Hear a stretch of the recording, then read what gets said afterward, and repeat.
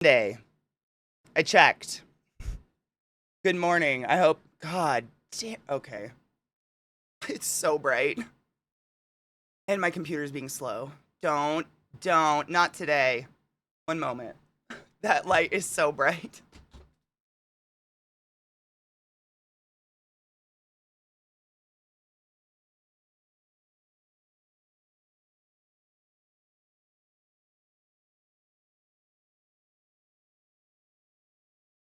Okay, that's better. Good morning, everyone. I hope you're doing well. Karen's out everywhere. What? It's Sunday. I think it's because it's a Sunday. Like, that's the Karen way. They go out and ruin weekends. Good morning, everyone. I hope you're doing well. Kiss Glue, thank you so much for subbing to the class, keeping the classy alive, and giving any swings for 46 months. That's a really fucking long time, and I appreciate you. I hope you all slept well. Sunlight, I know. It's supposed to snow. Dude, I actually took a picture of... Oh, hold on. I took a really cool picture of the sky last night I wanted to show you guys. It was so weird last night. It was like the light outside, the sunset or whatever, it was pink. Like violent pink where everything outside turned this weird color of pink. But I took a picture because I don't know, I just want to show you. Hold on.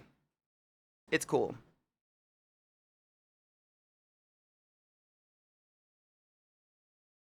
That's not that one, yeah. It's fucking cool. You'll like it. One moment. I meant to do this before stream and slept in like a doofus. Oh, fucking give me the picture. It's so weird looking. I think what it is a jet going through a cloud. But check this shit. This is unedited. It even makes my... Is it going to show the right screen? Of course it's not. Never will. Because it's a piece of shit. Look at that. You can see... It's really cool. You can see where the jet took off and sliced through the clouds.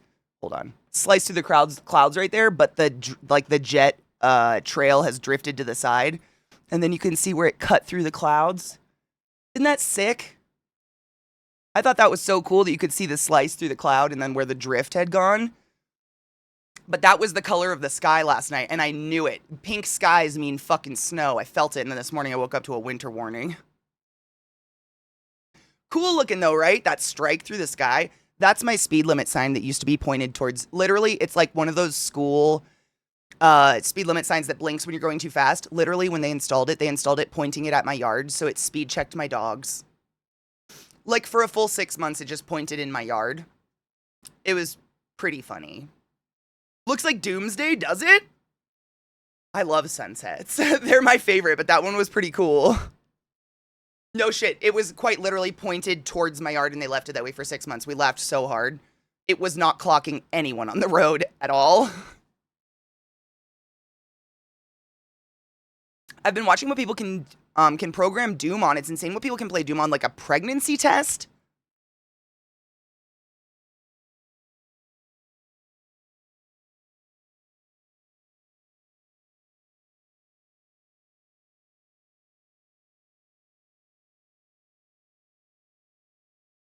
What? This is a really bright picture. Go away. You're very orange. What?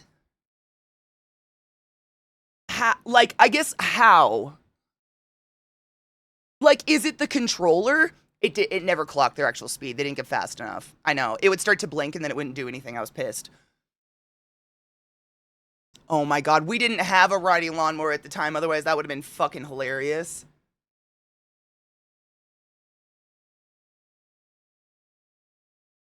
So, the wildest things Doom has been on.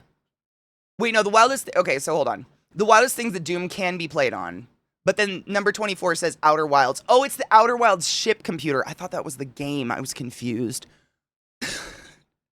Sorry, I'm a dumbass. What up, Tamuda? Hope you're doing well. So that's that one. It's kind of small. Hold on.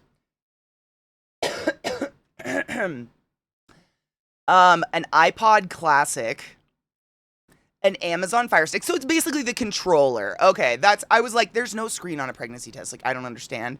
A Samsung all-in-one washer, wash clothes and play Doom at the same time. Porsche 99, not shocked. Parking kiosk. What?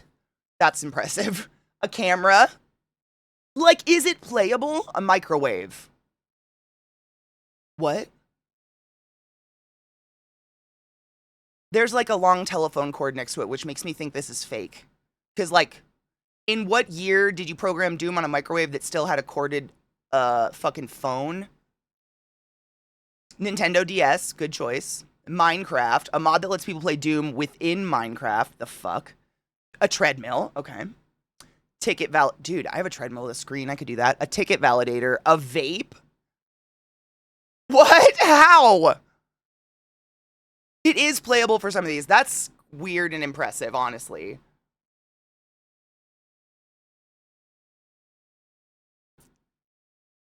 A vape. I mean, the ingenuity is impressive. I mean, regardless of whether it works, still kind of cool. VR, I feel that. Feel free to just chill. I think this and Knives were down to play more Borderlands today. Oh, there's my boy. I too am an anxious mess, so I feel that.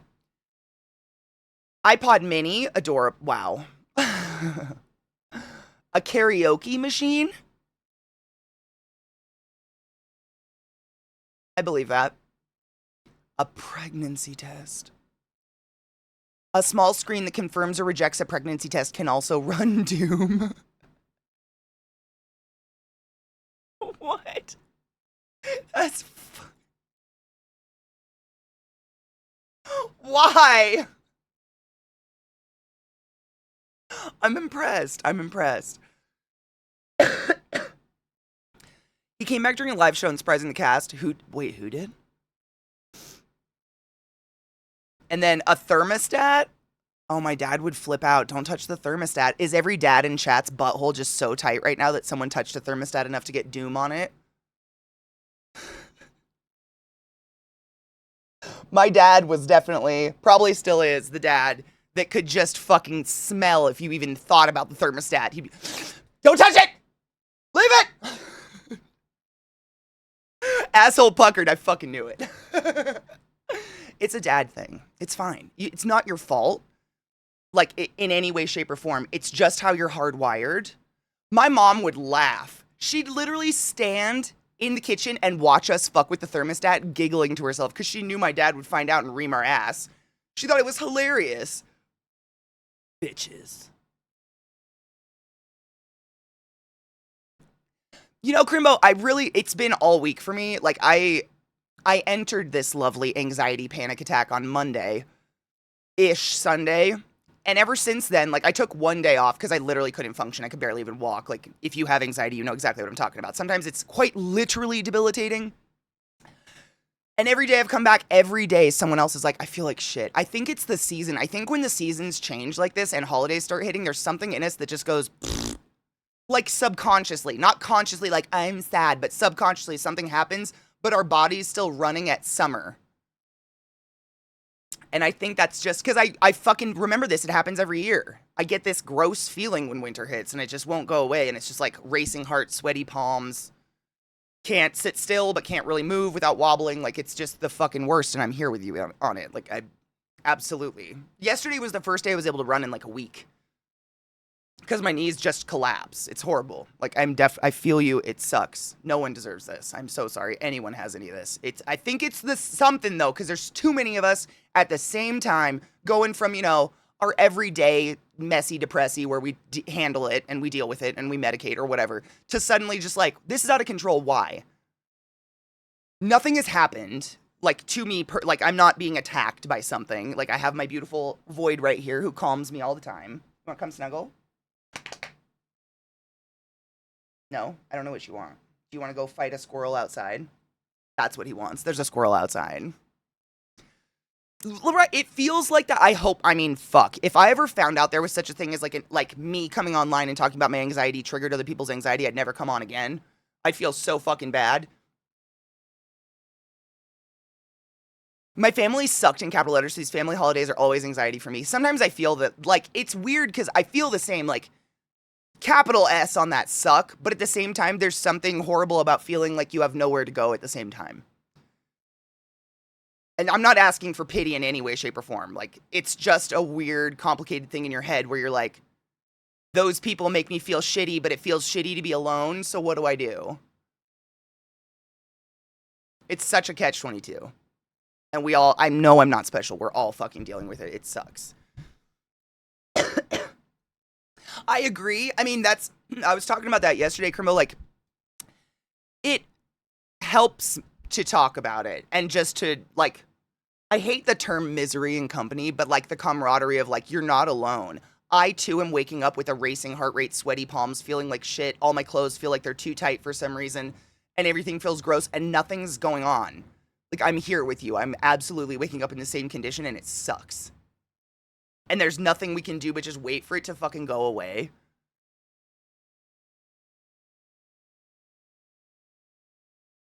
Imagine a Doom-themed pregnancy test. You used it, and shortly after you start playing Rip and Tear.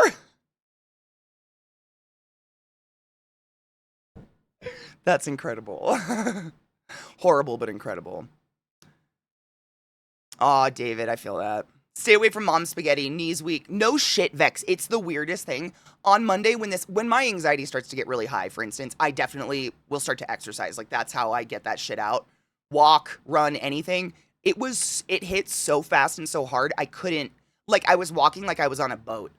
My knees were wobbling. It was so weird. I hate that. It's happened to me like twice in my life where my anxiety just out of nowhere gets so bad that I physically fucking can't walk without waving. Hate. But yesterday after stream, I was just like chock full of it. So I got on the treadmill and I did it and I feel better. My ankle hurts, but I feel better. The pregnancy test, the pregnancy test is even less authentic. Even the display was a replacement OLED unit. Okay, so fuck the pregnancy test. All these other ones are more impressive. Although it would be hilarious if they played Rip and Tear. I know this is such a good song. Honestly, I've told you guys this before, and it's absolutely fact. Happy, feeling good music with an upbeat like this, like music that I love, will genuinely make me feel better. Like, actually can flip my fucking mood. And so I tend to stick to music I know, I'm familiar with, and that I know I fucking love. Same with, like, shows or music videos or anything like that. Things that I know are gonna, like, give me that little endorphin, and it actually, like, puts me in a better mood. I've been listening to a lot of Justice. Justice is great. I don't know what the fuck it is about their music, but they have such a good upbeat tonality to all their music that it's, like, chill, but not sleepy, but not like anxiety inducing. I've been listening to a ton of it. It's got a great beat to it, but Jungle, case in point, Jungle is perfect music for when I feel like this, because it's not fast enough to like jack my heart rate up, but it's not chill enough to put me to sleep. It's just something I know I like, and it's upbeat. I don't know. It's a lifelong struggle of learning how to fucking deal with this shit. MacBook Touch Bar? That's cute. I want to see him run. A Siemens S65 Sony Ericsson K800i. Wow, Siemens made phones? I would have killed to have a Siemens phone. An Apple Watch, I believe that. A chainsaw? That's the Doom chainsaw.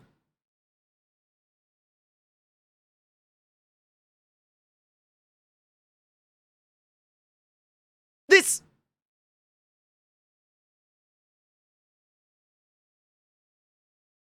Okay, sure. You did great. What the fuck? Go back.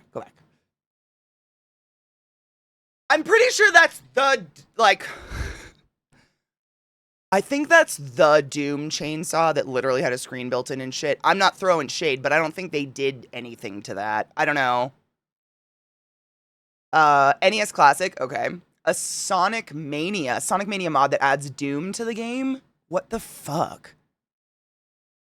There were indeed... Oh, dude, Siemens? Siemens is a massive brand. Siemens has been around for ages. They make ventilator equipment and, like, healthcare equipment. I've never seen them outside of healthcare equipment, to be honest with you. That's why I was shocked they had a phone.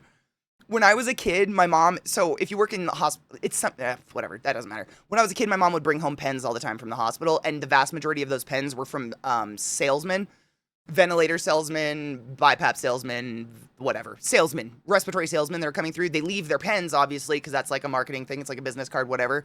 And she'd bring all of them home, and those were the pens that we would jack and take to school.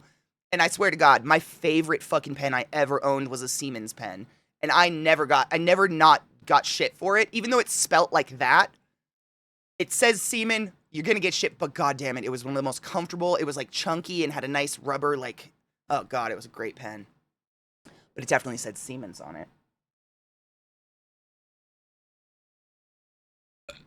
Branded phones, I know, it's weird. And then Elder Scrolls Morrowind, a long-winded process involving OpenMW that lets players play Doom in Morrowind's engine.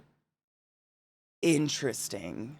That's kind of fascinating, to be honest. I mean, the ingenuity is cool. Now, hold on. I'm going to fuck you with Satan's cock. Thank you so much for subbing to the class, keeping the class alive, and giving an A swings to Crimbo. I fucking appreciate you. Go forth and be consensual in all the ways, because nothing is sexual than pure sober consent. What happened to Katie's mouth, nobody knows. No shit, I had a girlfriend in high school whose dad worked for Siemens, I'm telling you. It's been around for ages. I'll listen to the same songs over and over because my divergent neurons like to neuron divergently to that shit. I get that. And then I saw a post about this. I think I was talking about it with Vissy the other day. It was hilarious. It was about, it was one of those posts that's like about the noxious habit of people with ADHD or autism to repeatedly eat the same thing over and over because it brings them pleasure and they know it does, so they're just going to keep eating it. And it was this post where this guy for weeks had chicken parmesan for dinner, and then one night chicken parmesan suddenly was the most disgusting thing in the entire world for him, and then 2 months later all he wanted was chicken parm again. Like, identify. Wow. Big wow. Order food, then get high. Because then when the food arrives, you'll be so high and hungry. I would order food and then get high. Because if I order food high, I always end up ordering way too much food. My eyes are exponentially bigger than my stomach. Like, I'm a half a cheeseburger girl, but when I'm stoned, I am a 3 cheeseburger, 2 chili dog, massive chili fries, and a large chocolate milkshake girl. But I still only eat half a cheeseburger. Because that's the physical size of my fucking stomach. You know what I'm saying? Like, it's... Don't waste money. Yes, safe food, safe clothes, songs on repeat. Wow, it me, 100%. It's a case of having some sort of neurospicy that makes you oversensitive. I completely identify. And I was talking about this yesterday.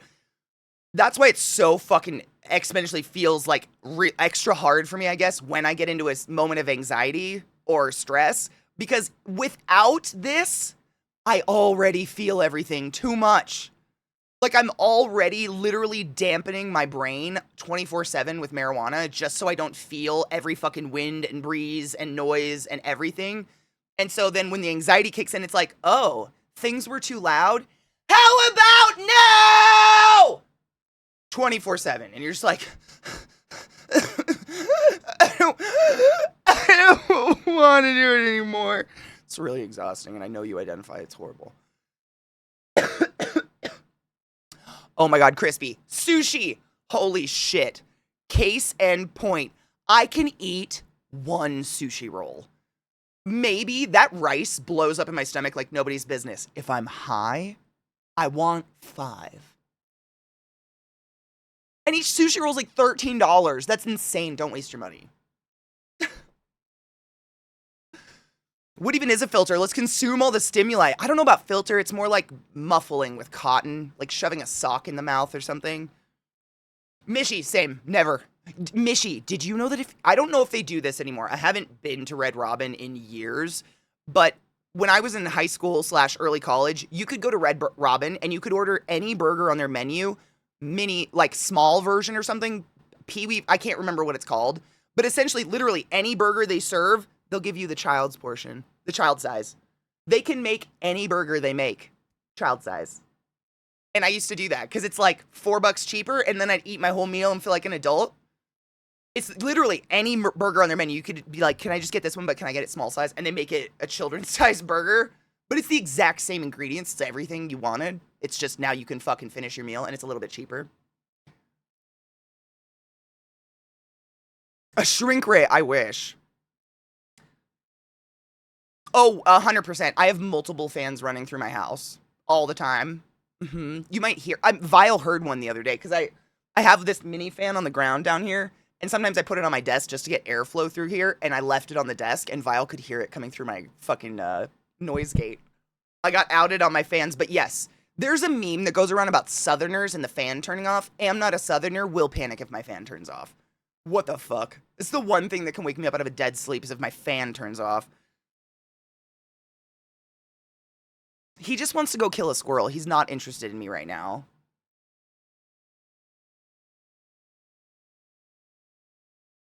Crispy, I did, and I printed it.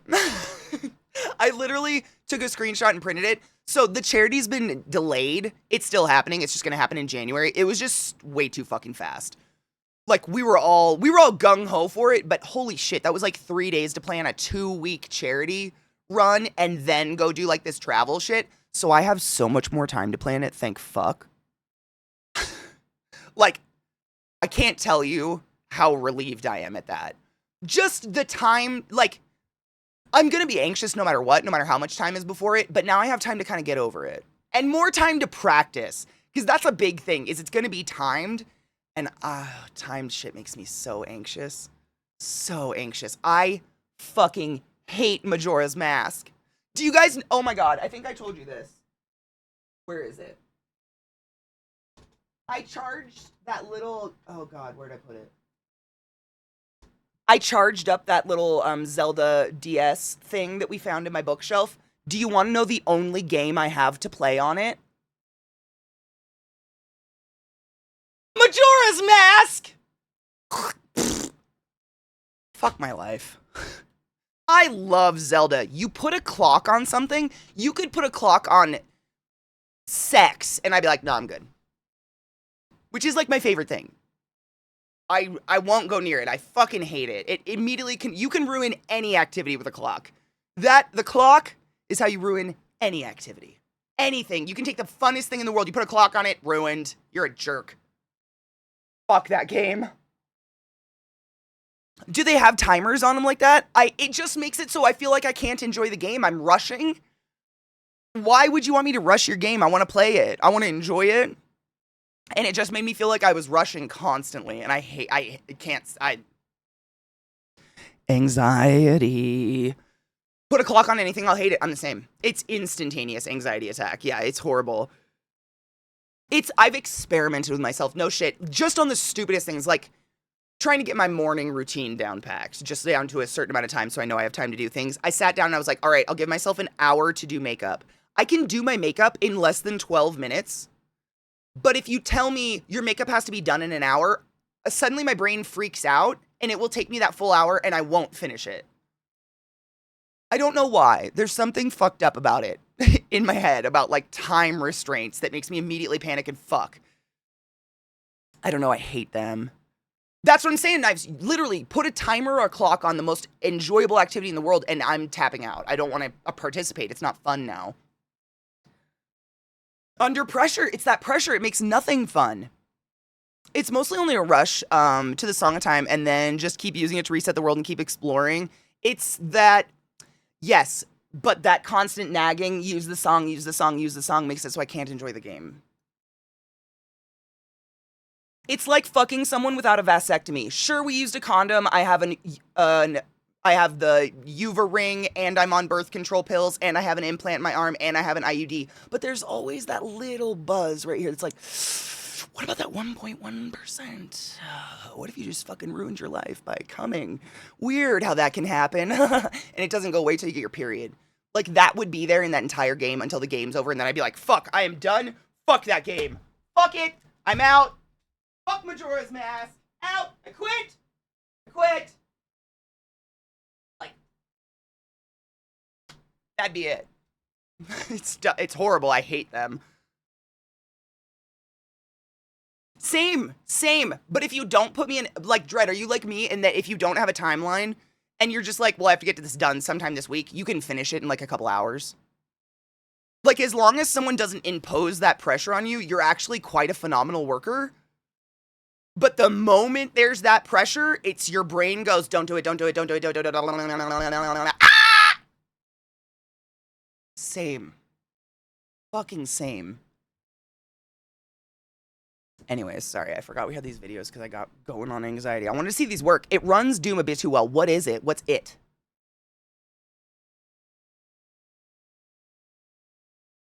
Under DOS on an i7. Not impressive. If it has a stream, it can play Doom. What? Is this an iPod? Oh my god, it's an iPod. Amazing. Is that actually doing it? Timers, we hate them, Precious. I hate them. They're pointless. I tried to do that with WoW. I only give myself a couple hours, and then all of a sudden my boss is calling me and why I'm not at the store, and it's nighttime. It's a don't tell me what to do, very much so. Yeah, it's horrible. It's probably part of that obstinate disorder, whatever that is. Basically, you tell me to do something, and my brain goes, But if you ask me to do something, my brain goes, okay. It's fucking stupid. Doom RPG running on an RS Media robot?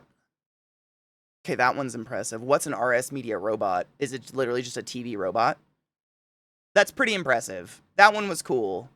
I would have loved to see it play on a fucking birth control, or not a birth control strip. What is it? A pregnancy test, but yes, oppositional defiant disorder. There's something about that, like, it's very much on the spectrum of people with autism and ADHD. Where you have, like, it's actually, like, something in your brain that's the moment someone tells you to do something, you will come up with every single fucking excuse known to man not to do that thing. But you can't answer why you're doing that. Your brain just says, Don't tell me what to do, you're not my real dad. It's a medical term for being a brat. All right, I'm feeling called out. So... I've worked shipping most of my life. Time is a big deal, and we definitely run through people who can't take the pressure, very much so. Yep, I can't even, like, that, it's interesting because there's different levels of pressure, right, Nameless? Like, that kind of pressure where it's like, you got to get this done by a certain deadline, otherwise it literally is not going to go on the shipping container to be shipped to where it needs to be, and you're going to be fucking fired or in trouble or whatever, versus the pressure of working in a medical institute. Like, there's no time restraint, really, kind of, loosely. It's not like I have to fill, it's more like I need to do my vent checks by the time this is over, or that person's dying, time to save them kind of pressure. But it's just like, do. It's not like, you have to do it in 5 minutes. It's just do. It's just different, but it's same level of, like, kind of weird pressure. Of course someone got to run on the streamer deck thing, of course. Way deep into the Reddit thread, someone got to play Doom on a smart flower pot. The flower pots that had, like, a clock on the front and danced. That's adorable. Yeah, you can ask me to do something, you can't tell me to do something. It's so horrible. And just explaining that to someone makes life so much easier.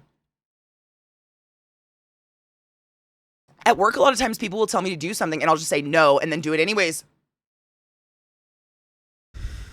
Glut, I do that all the time. I think Zach might kill me one day because of it.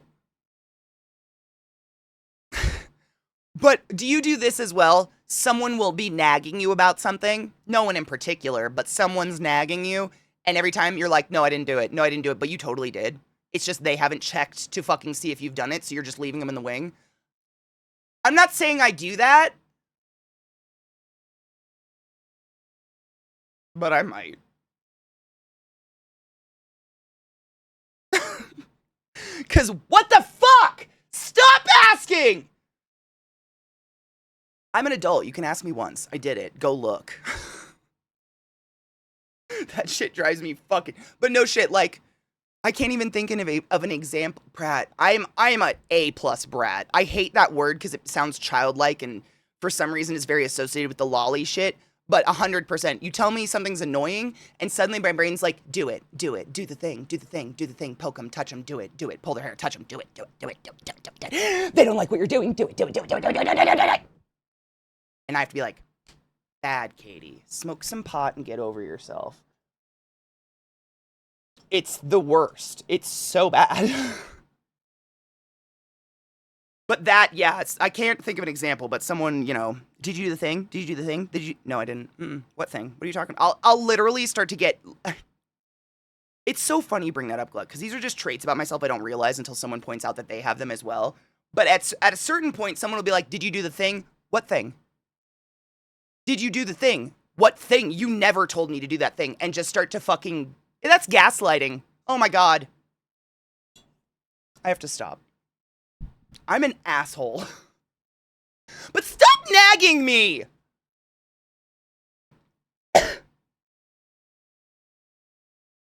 See, I do all the time. I don't get asked to do a lot, thankfully. I'm just constantly moving, that I think most people around me are like, she looks busy. My entire plant I work at is terrible at time management, and frankly, just about anything that involves personal responsibility. These people don't know how to clean, pay bills, etc. It's weird to me because I mean, again, I only have the hospital experience to speak on, but even in the hospital, it was a case of like, you'd get your chart, you'd go through all your patients, and then I would go get all my work done as efficiently as possible so that if chaos erupts, I'm ready for it. Whereas I feel like I had a lot of coworkers in respiratory that would wait for the fucking last minute to do any of their own work. And then when chaos hit, they would obviously prioritize the chaos because that's what you should do. But then I'd come into work and they'd be like, sorry, I didn't do any of this. And I'm like, why didn't you do none of these people got medicine? Well, room 4 coded at 4 a.m. I'm like, okay, what'd you do between 7 and 4 a.m.? Oh, well, I went and got dinner. I just don't, I'm not judging, I just don't understand that mindset. Like, get all your shit done, and then when chaos hits, you don't have to worry about it. You're not leaving a shit pile for the next worker. Or potentially hurting people because they didn't get their fucking meds. I don't know.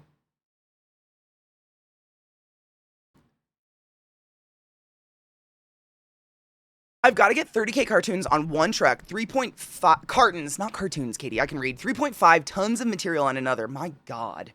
Still rush the ground shipments, and it all has to be in the right place at the right time. Everyone I train, I always tell, none of it's hard, but it's a lot. I couldn't do that. I straight up I would break under pressure in your job. I can honestly say that. I would break under pressure. Like, I would put myself in such a place of being type A perfectionist that I would not do it in the allotted amount of time, and I would suck. I know that already. That's terrible. That I would be terrible. At least work attends me more me having to hound people to do shit I fucking hate. It's shitty, right, Glut? And this is why I don't judge when people come at me with that shit and the nagging, because other adult human beings have taught people that you have to nag to get them to do anything. For some fucking reason. I'm the type, you ask me once, I'm going to be anxious and having a borderline panic attack until I do that thing. So I'm going to do it I'm just going to go do it. I'm going to get it done. I'm going to drop everything I'm doing if you ask me to do something. I'm going to fucking go do it. It sometimes annoys people because they'll be like, no, you don't have to drop what you're doing right now. I'm like, no, I'm going to. I have to. Don't ask me to do something unless you need it now because I'm going to go do it. Otherwise, it's just, that's all I'm thinking about. It's right there. Just on a reel in my head and I can't function beyond it. But there's so many fucking people out there that you have to tell them 20 times before they're like, oh yeah, I guess I can. Right? Or just be honest and be like, hey, I'm in the middle of something. Can I get back to you in a few? Communication, right, Glut? I feel like it's failed us. Like, or we've failed communication or something. I completely understand that, yeah. I'm just so hip and cool when I hear brat. I immediately think of brat. Oh, brat. I love bratwurst, to be honest. I burned my finger cooking last week and texted my GF and told her about it. She asked why I would do that. My response, because I thought it would feel good. You sound like me. Why'd you cut yourself? I wanted to. What the fuck? What kind of question is that? Cheers.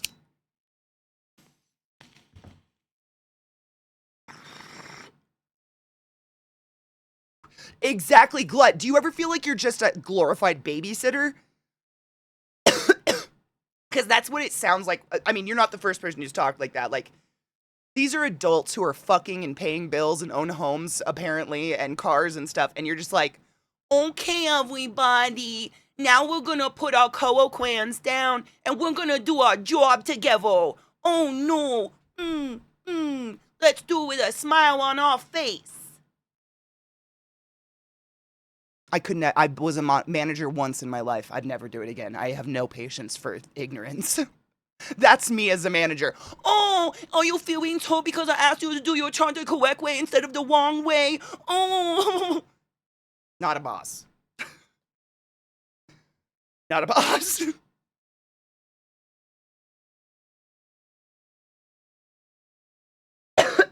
Exactly the same. I need to do things the right way because the other option is procrastinating until I never do it. Exactly. Yes, I completely understand that. I couldn't do your job. I'm always a first responder at the plants. Oh my God. Oh, you're on the first responder team in warehouses I've worked, so deal with emergencies if needed, but couldn't do that all day. If I fuck up shipping, someplace doesn't get their product, no one dies.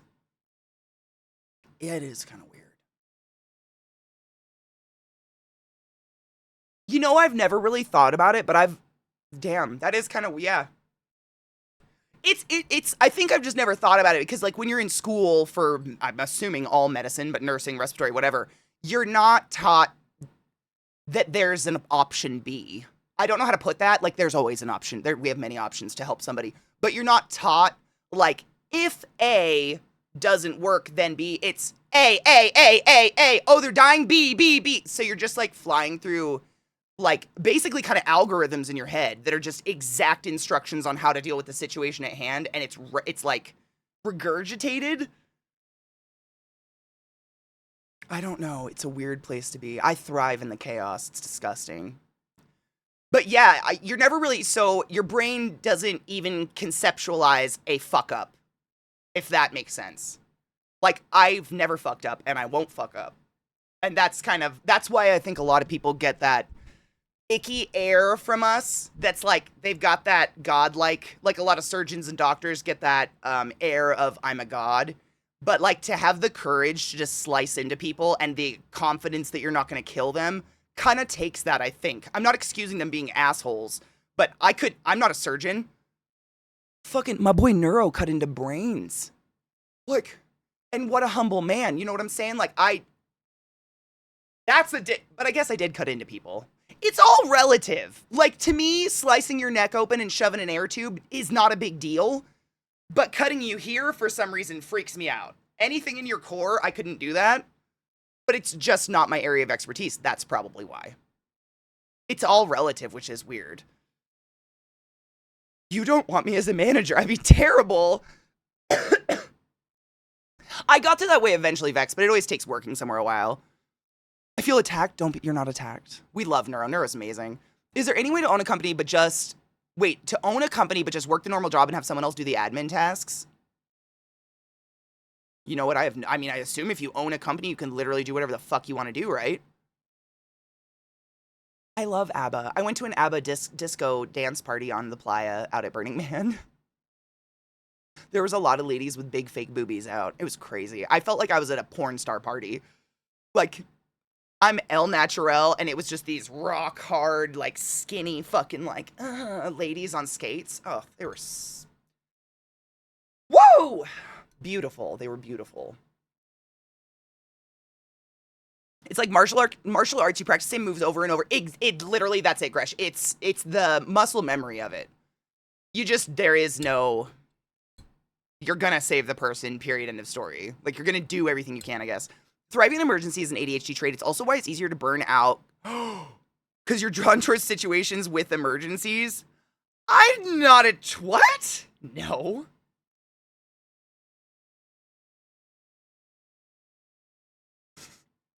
Isn't this a cute cup? Vissy got it for me. Called out. I had a friend who was a surgeon. He was a bit of a psychopath. None of it fazed him. And this is no shade. I know a lot of amazing surgeons. Actually, we have a few partners of surgeons in the chat, and their partners will come in and speak every once in a while. It's amazing. And this, again, I'm weird. So this is just weird, recognizing weird. Surgeons are weird. In the good way. I've never known one to be weird in an icky, like, oh, that's... But, like, for instance, I worked with a surgeon who was also my mom's neighbor, which was really weird coincidence. So I got to know her on a personal level as well as a professional level. This woman never stopped. And I'm not kidding when I say never stopped. I never stopped. This woman was a night shift surgeon. She also traveled the world. She was like she boxes professionally. Boxing. She climbs like Everest and shit. She does these crazy mount summits and stuff. Like she has a little mini farm with cows and chickens. Like, I don't physically know how this woman accomplishes everything she has going on in her life. It's truly, and she's always just 100% peppy and fucking ready to go. And she's like 5'2". One of the weirdest people I've ever met. A blast. I very much enjoyed her, but so just a different, there's something different about people that have that ability to just cut into people. That's, I can cut you here. That's my level of weird. They can cut you here and all over. I don't know. Well, I know a lot of nurses and doctors who are into martial arts. I think they take their stress out on it a lot. I think there's a lot of like physical stress and emotional shit they take out in martial arts. I know a lot that do boxing or kickboxing or jiu-jitsu or something like that. I had a friend who was a surgeon. Oh shit, my chat just doubled. I love it. They kind of, yeah, I can see that. Shipping is definitely chaos, but hell of a lot more leeway than healthcare. I've sent water pipe to the wrong places, cost a lot of money, and had a crew sitting around with their thumb up their ass, but it's not low. I couldn't take that. I can't stand when people are being lazy. LTT kind of does that with his YouTube. He hired a CEO to handle that side of things. That's smart. Makes me think of the video of a guy dressed as Sonic with huge tits with Running Up That Hill playing. What?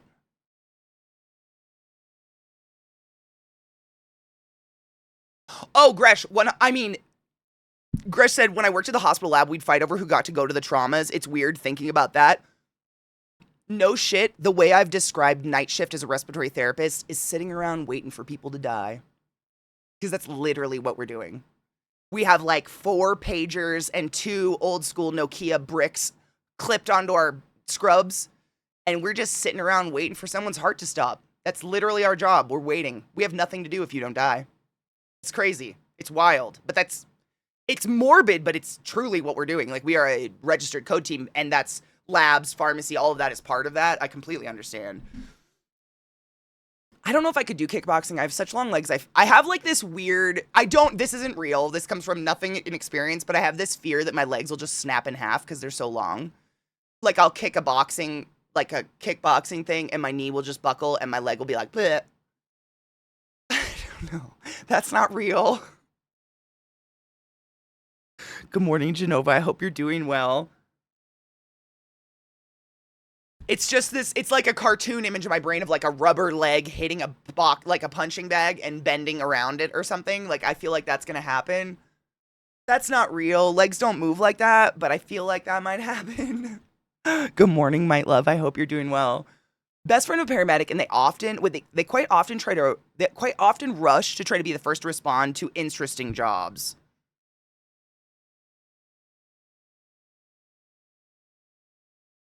Yeah. I'd like to say we don't do that.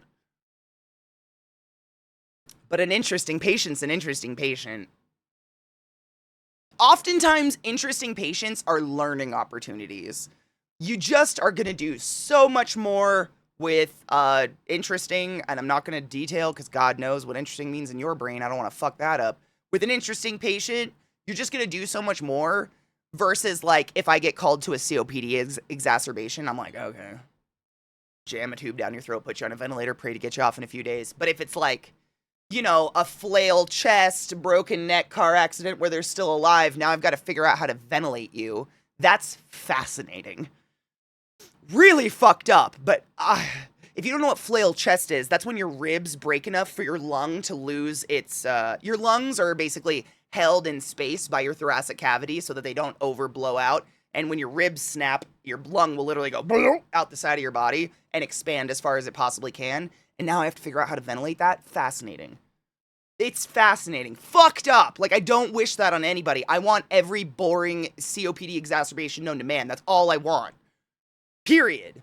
But, oh, if we get that, I'm like, hoo, hoo, hoo. My long legs come in handy because we have to run. Wouldn't you just bind the chest? So, it depends. It really depends. There's all, like, flail chest is a very broad term. Basically, I think the definition, I should look it up. I'm going to guess first. I think it's like at least 4 ribs completely severed to the point where the thoracic cavity is now exposed. It doesn't mean skin is breaking. It just means that your lungs aren't being held in anymore. I want to say that. I'm going to look it up. Hold on. Flail chest, life-threatening medical emergency that occurs when multiple ribs break in 2 or more places. There you go. It only takes 2 ribs, causing a portion of the chest wall to separate from the rest. Exactly. There you go. So either the lung can overinflate and blow out the flail chest, or it can collapse in a spontaneous pneumothorax if there's fluid floating or something like that. Long story short, it just makes you more interesting. Kind of a challenge. I'm learning a lot. I don't know, but I don't wish that on anybody. It's fucking horrific. Nobody ever. But there's a lot of ways to deal with flail chest. We actually have various ways to ventilate a patient. So I'm sure you've heard of, like, you've seen probably in movies, done horribly, because I've never seen it done right, but a ventilator with the tube hanging and it's in someone's mouth and they're sitting there peacefully, like, with some tube sticking out their mouth. Ventilator, that's where we're literally inhaling, exhaling for you, all that. We also have things called high-frequency jet ventilation, where essentially we fill your lungs with just enough air so they're not expanding, but you've got air in there, and then we vibrate you on a shaky bed, and allegedly the vibrations cause cellular whatever and causes oxygen and carbon dioxide to transfer. We do that with people who have, like, really stiff lungs, or they've got, oh God, what's that? There's a disease where your whole body gets really stiffened, and I just blanked on the name of it, but we have a lot of disease processes where we'll do that. We also have heliox treatment, where we can ventilate you with a ventilator, but we don't have to put the exact volumes in you. Because, again, we're trying not to blow your chest out anymore, because you probably have a flail chest or something. So we actually titrate helium into your line of your ventilator. And it's kind of a Hail Mary, but allegedly it's because helium is lighter than oxygen and carbon dioxide, so it can help and blah, blah, blah. Like, sorry.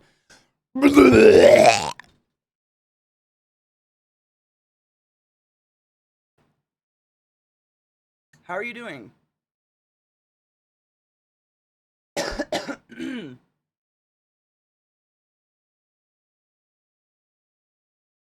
Tetanus, what about it? Tetanus is horrific. Respiratory soaking, it's kind of that, a little bit. Yeah, it's, and then we have, I've told you guys about, I just got the wrong word stuck in my head, EBIS, not EBIS,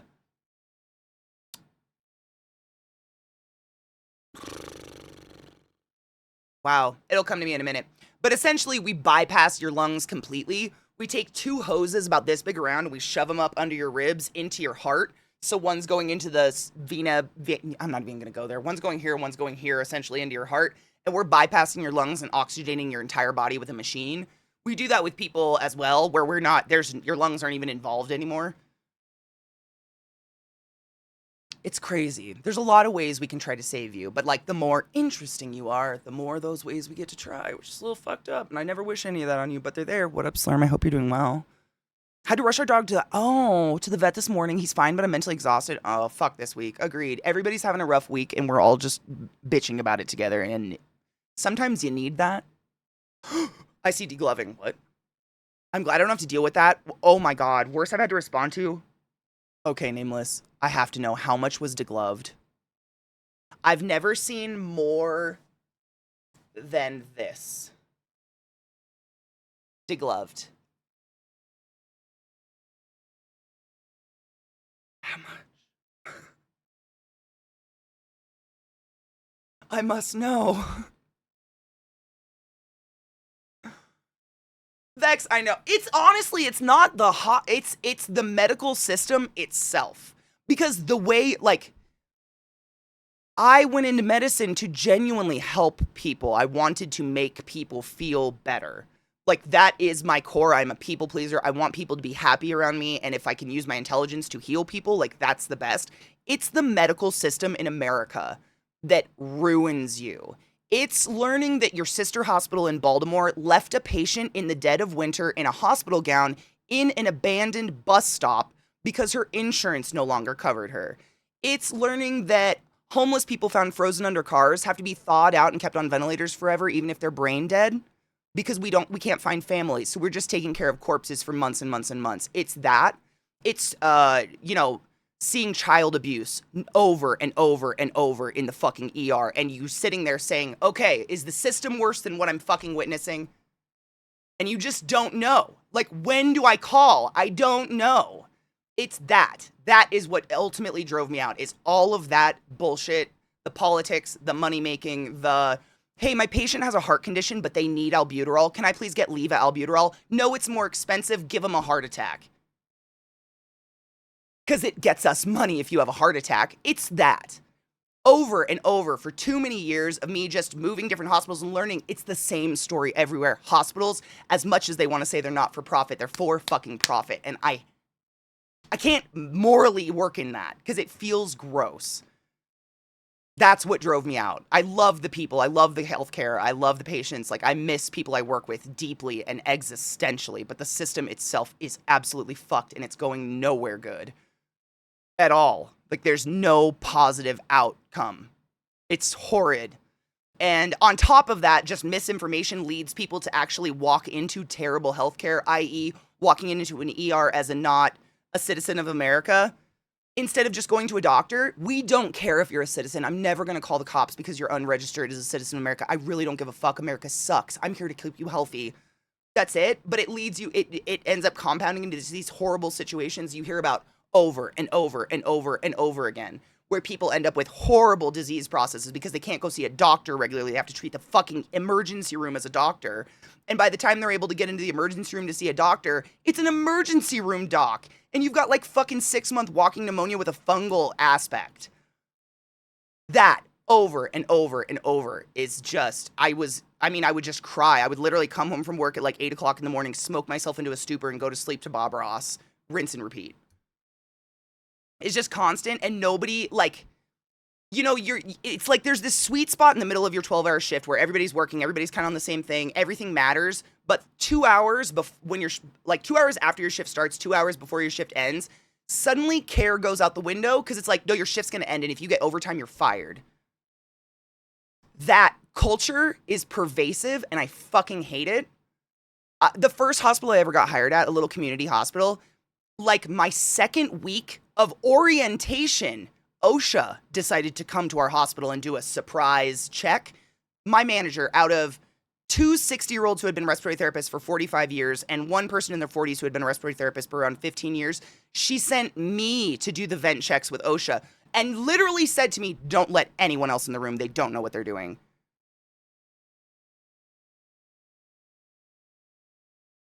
You want to go to that hospital? Because I don't. What the fuck?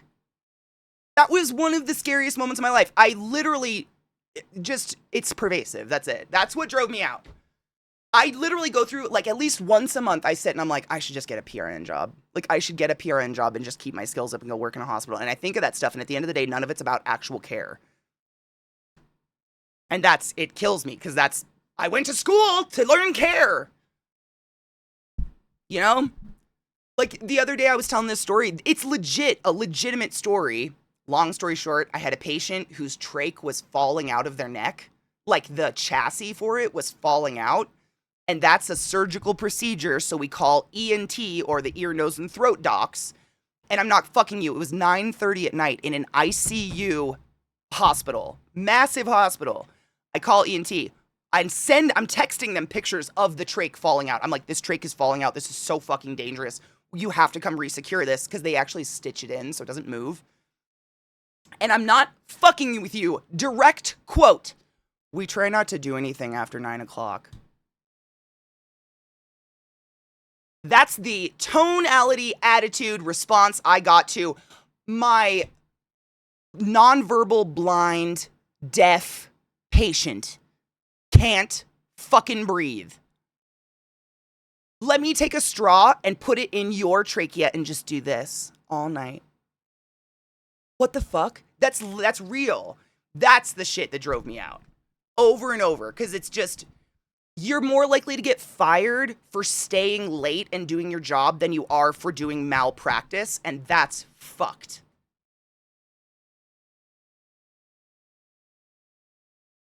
And I'm sorry to go off, but I'm angry about it because I do miss the atmosphere. I loved being around all those intelligent people constantly learning.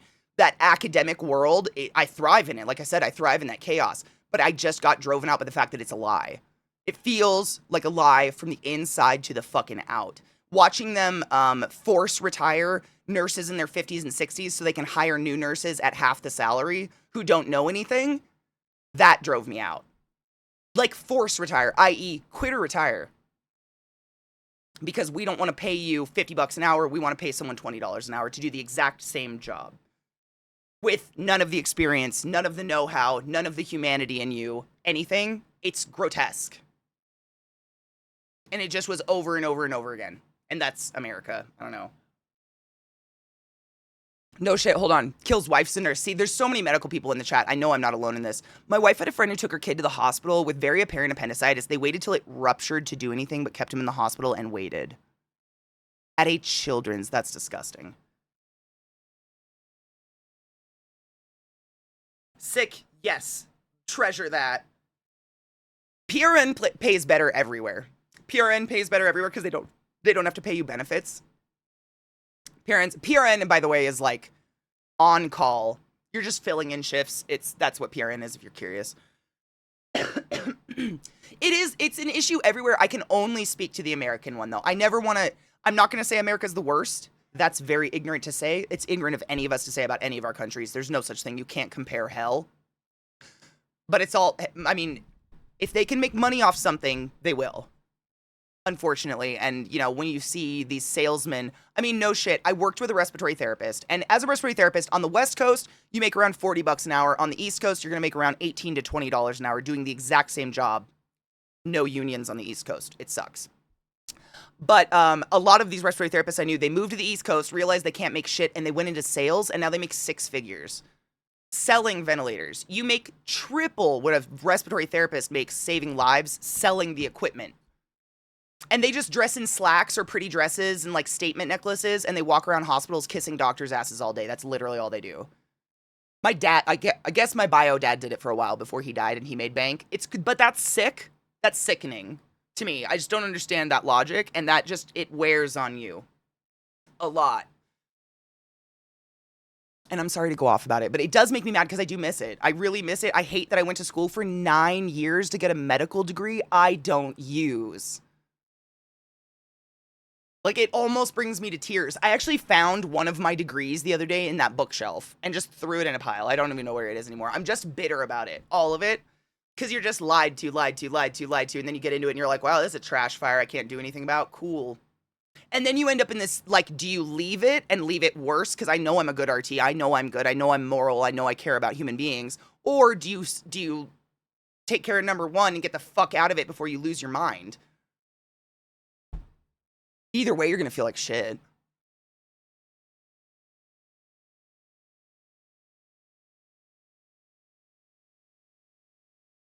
Exactly. They'd rather eat the cost of the fuck up than the cost of doing it right, 100%. I feel there's not enough exposure for this behavior. If the public knew more about how the system worked, maybe there would be more positive change. I agree. People don't believe it. I mean, no shit. People are suing hospitals in America for not stocking ivermectin during the COVID outbreak. People believe and see what they want to see. That's it. And it's tragic, but it leads to your own demise. Ultimately, sadly. Blooming. Oh my God, you've never had a blooming onion? Yum. My wife's hospital union, she gets over 20 as a PCA. That's fucking nice. Nothing in Baltimore is unionized. I mean, I don't think Hopkins will ever have a union. I'm not kidding you. My very first day of orientation, like the day before you even are on the floors, you're like showing up in your nice clothes and you sit in a big theater and listen to some bitch talk about how great Johns Hopkins is. No shit. That day, they gave us an anti-union PowerPoint presentation. They're so anti-union because it means you have to pay everyone equally. God forbid.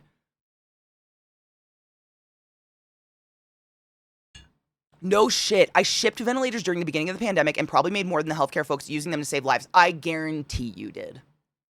I guarantee you did. I have an electronics engineering degree I don't use. I know a lot of people like us who just have degrees you don't use. It's so weird. It's very bizarre. Like, because it's just a case of like life defines itself every day. You never know what you're going to do. You're probably not going to do the same thing forever. And if it doesn't make you happy, don't do it. It's horse medication. I'm not kidding. Yeah. That's happening at my mom's hospital. Like, not a joke. My mom's an RT as well. Her hospital's being sued for not stocking ivermectin so that patients couldn't just ask for it. A horse dewormer paste. I thought anti-union propaganda from a company is against the law.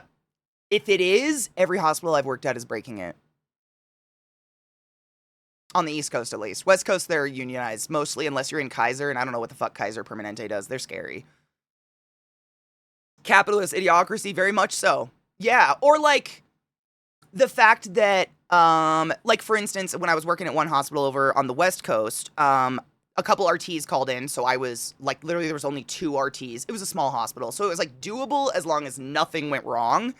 But we had a code, and we literally looked at each other like, one of us has to go to the code, one of us is working with babies, we don't have a free RT to do anything. We called our manager, and she straight up said, I don't do floor care. And that was literally her saying, I can't do floor care. Like, when your manager can't fucking do your job, what's the point? Like, you can't put a nebulizer on somebody. I guarantee I could explain to each and every one of you how to put a nebulizer on someone right the fuck now. I don't do that. That's her saying, I'd rather everyone die. Haha, bye.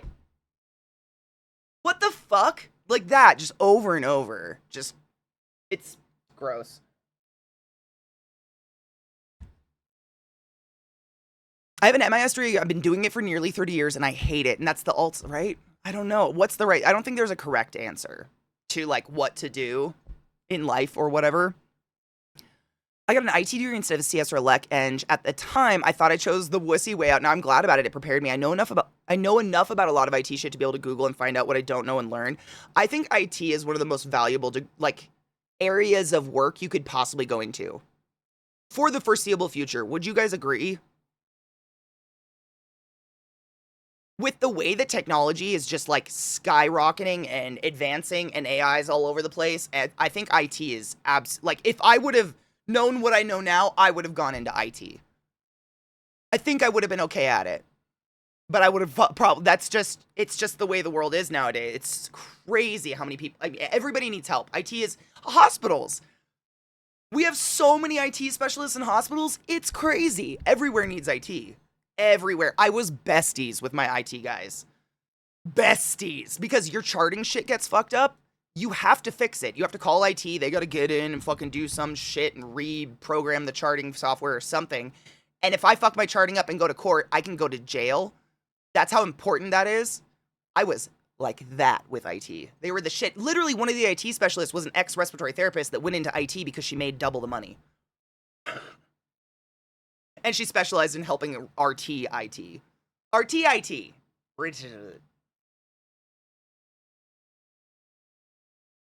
Oh, IT is nice because if you can get into it, you can get in without a degree a lot of times. They count experience like a degree.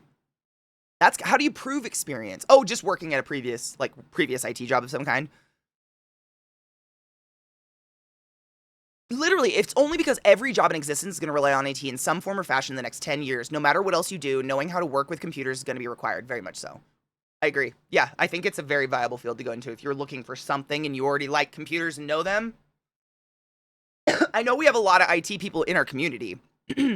I don't use my degree at all, but the thought of going back to school now that I've paid off most of my loans, I'd never go back. I don't think school is necessary for a new career. There's so many careers out, and I don't, how do I put that? Nowadays, I don't think jobs give a fuck what your degree is in unless it's hyper-specific, like medical. Genuinely. It's all a college degree means at this point is you had money to go, or you're in severe debt and we can trap you with that, or it means you worked really hard and you did it.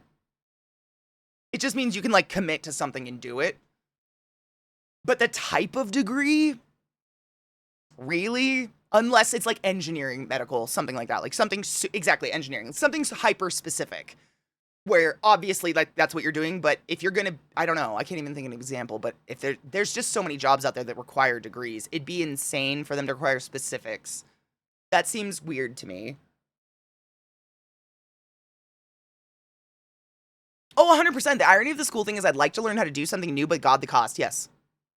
Yeah, it's so fucked that it costs money to be to grow your intelligence in a certain way or have someone help you. No shit, Gresh, you're lucky. The irony of the school thing is I'd like to learn how to do something new, but not the cost. I feel that so spiritually. Yes. Having a degree also means you cared slightly more than the minimum, so you're more than likely to be competent. I literally think that's all degrees mean. I agree with you. I don't think they're like, if you have a history degree, you're not like suddenly the source for history. You can write papers. That's what I'd know about a history degree. You motherfucker. I did a shit ton of Eastern European history, and some of my classes were like senior level classes, but I wasn't doing the degree. So I had seniors in there, and their papers were literally hundreds of pages long. Hundreds. Stacks. That's insane. You can write papers. Good job. Like, a degree says a lot of things about you, but it's not necessarily what it says on it. Like, I have a chemistry degree. Do you think I could walk into a fucking lab right now and sit down and make something? Absolutely not. I can make a cup of coffee. But like, I've been out of the chemistry game so far. You're lucky to get the word covalent out of me, for fuck's sake. Like, but I did it, and I think that's all that it meant. Higher ed's a racket, I believe. I think that. I don't know if that's real, but I absolutely feel like that is, because it feels fucked up. Oh, sick. You are lucky. I know a lot of incompetent people with degrees. For the most part, it's just a piece of paper. I agree. I think it's the assumption of competence. It doesn't always mean it, but the assumption, I would say the same thing about me, Glut. Like, the way you just described, that's how I would describe myself to someone. I'd be like, I got this piece of paper, but I'm a piece of shit, and I just really need money to pay my bills. Will you please hire me? I'll stay out of your way. You wrote my brain. Thank you.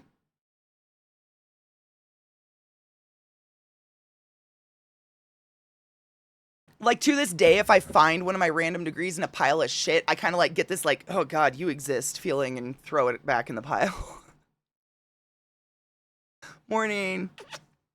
Want some berry chapstick? It's purple and smells like bubblegum. He gave me the grossest face. And almost threw a bowl at my head. I can't do that now.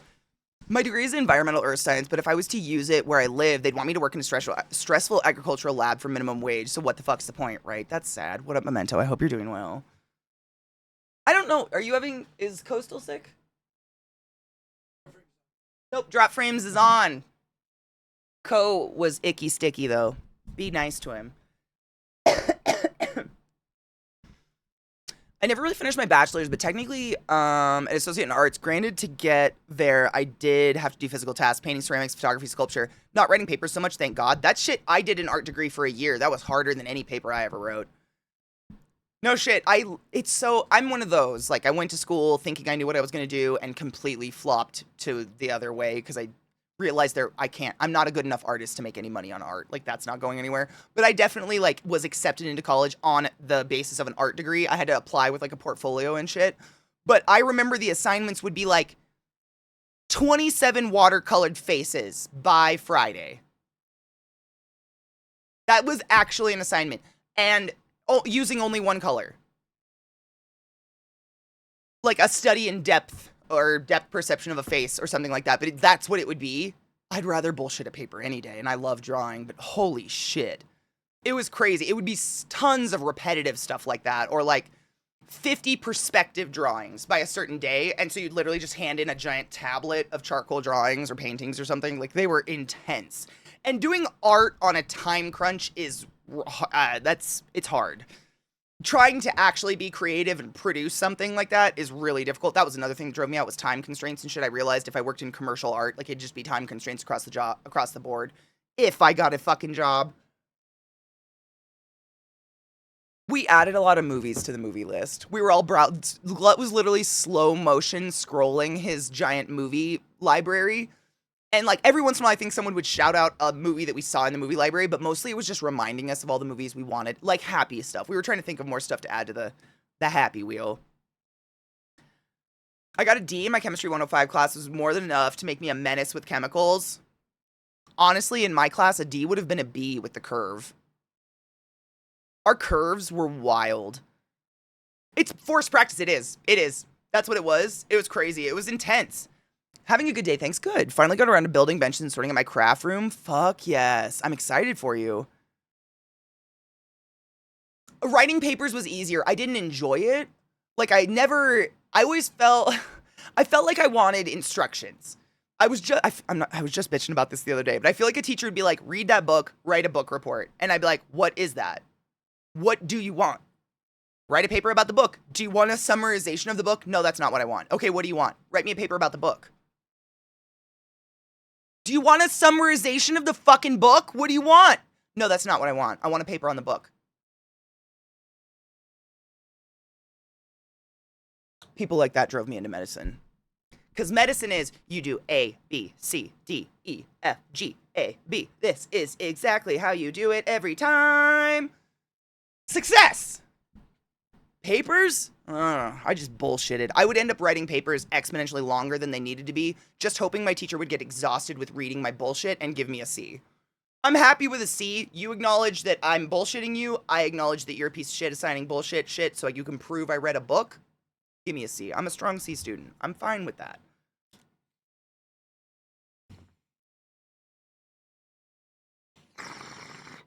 Oh my god, take the chicken and prepare it in the usual manner. What? Absolutely not. What does that mean? Throw it in the garbage? Give me a paper on a book. That is so... I just don't know what to do with that. I don't know what to do with that. Nailed it. That's literally... I felt like it. And teachers would just look at me like, Katie, you know what I mean? I'm like, I genuinely don't know what you mean. I genuinely am not being a smartass. I know I sound sarcastic all the time. It's just the tone of my voice. I genuinely don't know what the fuck you want. Read the book if you're so interested in it. I have read the book. Then why do you want to read 50 papers on it? I don't know. I just got bitter in school. I was not a bad student, but I'm bad at school. Like, I'm bad test taker, bad at all that. Vissy, do you want to play games? Cheers, love. I'm packing a bowl. I just had a guy to run a forklift the other day. He has a master's. I've taught illegals who picked it up in a few minutes. This guy had to be monitored for days. I feel that way. I feel like I would be that way in some places, people would be like, wow, she's smart. And in other places, people would be like, was she dropped recently?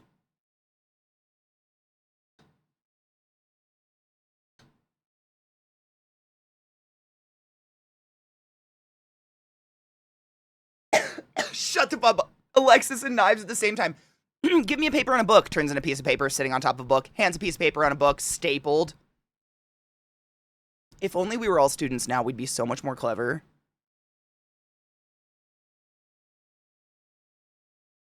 I just am a bad test taker because I second guess everything. Because again, it's this constant, I don't know what you want. You're not telling me what you want, so it could be anything. And I mean, can I tell you, there is very little things in this world that can set me off into an absolute anger more than one answer is technically correct, but there is a correct answer.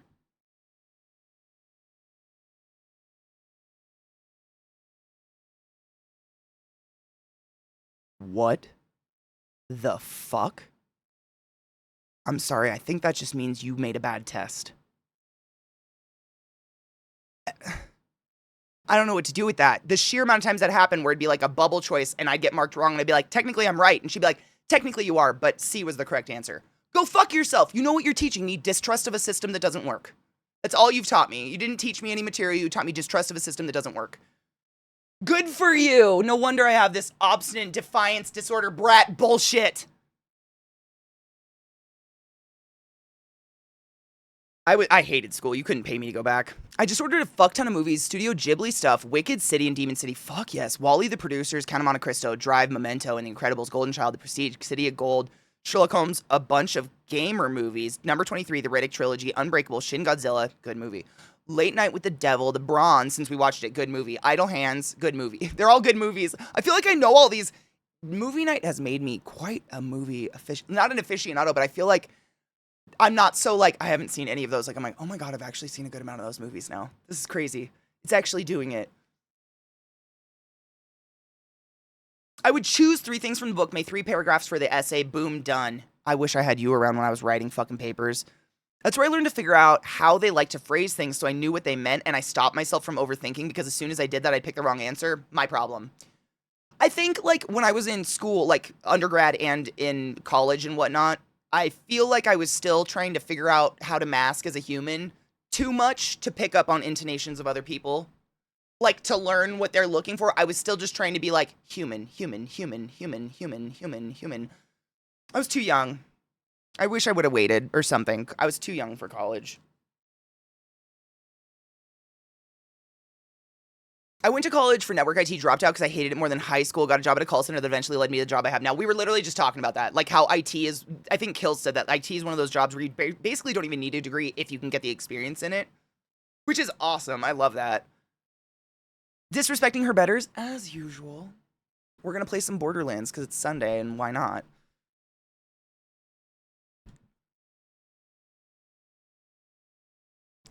Jack, I don't know what they do anymore, but when I was in school, yes.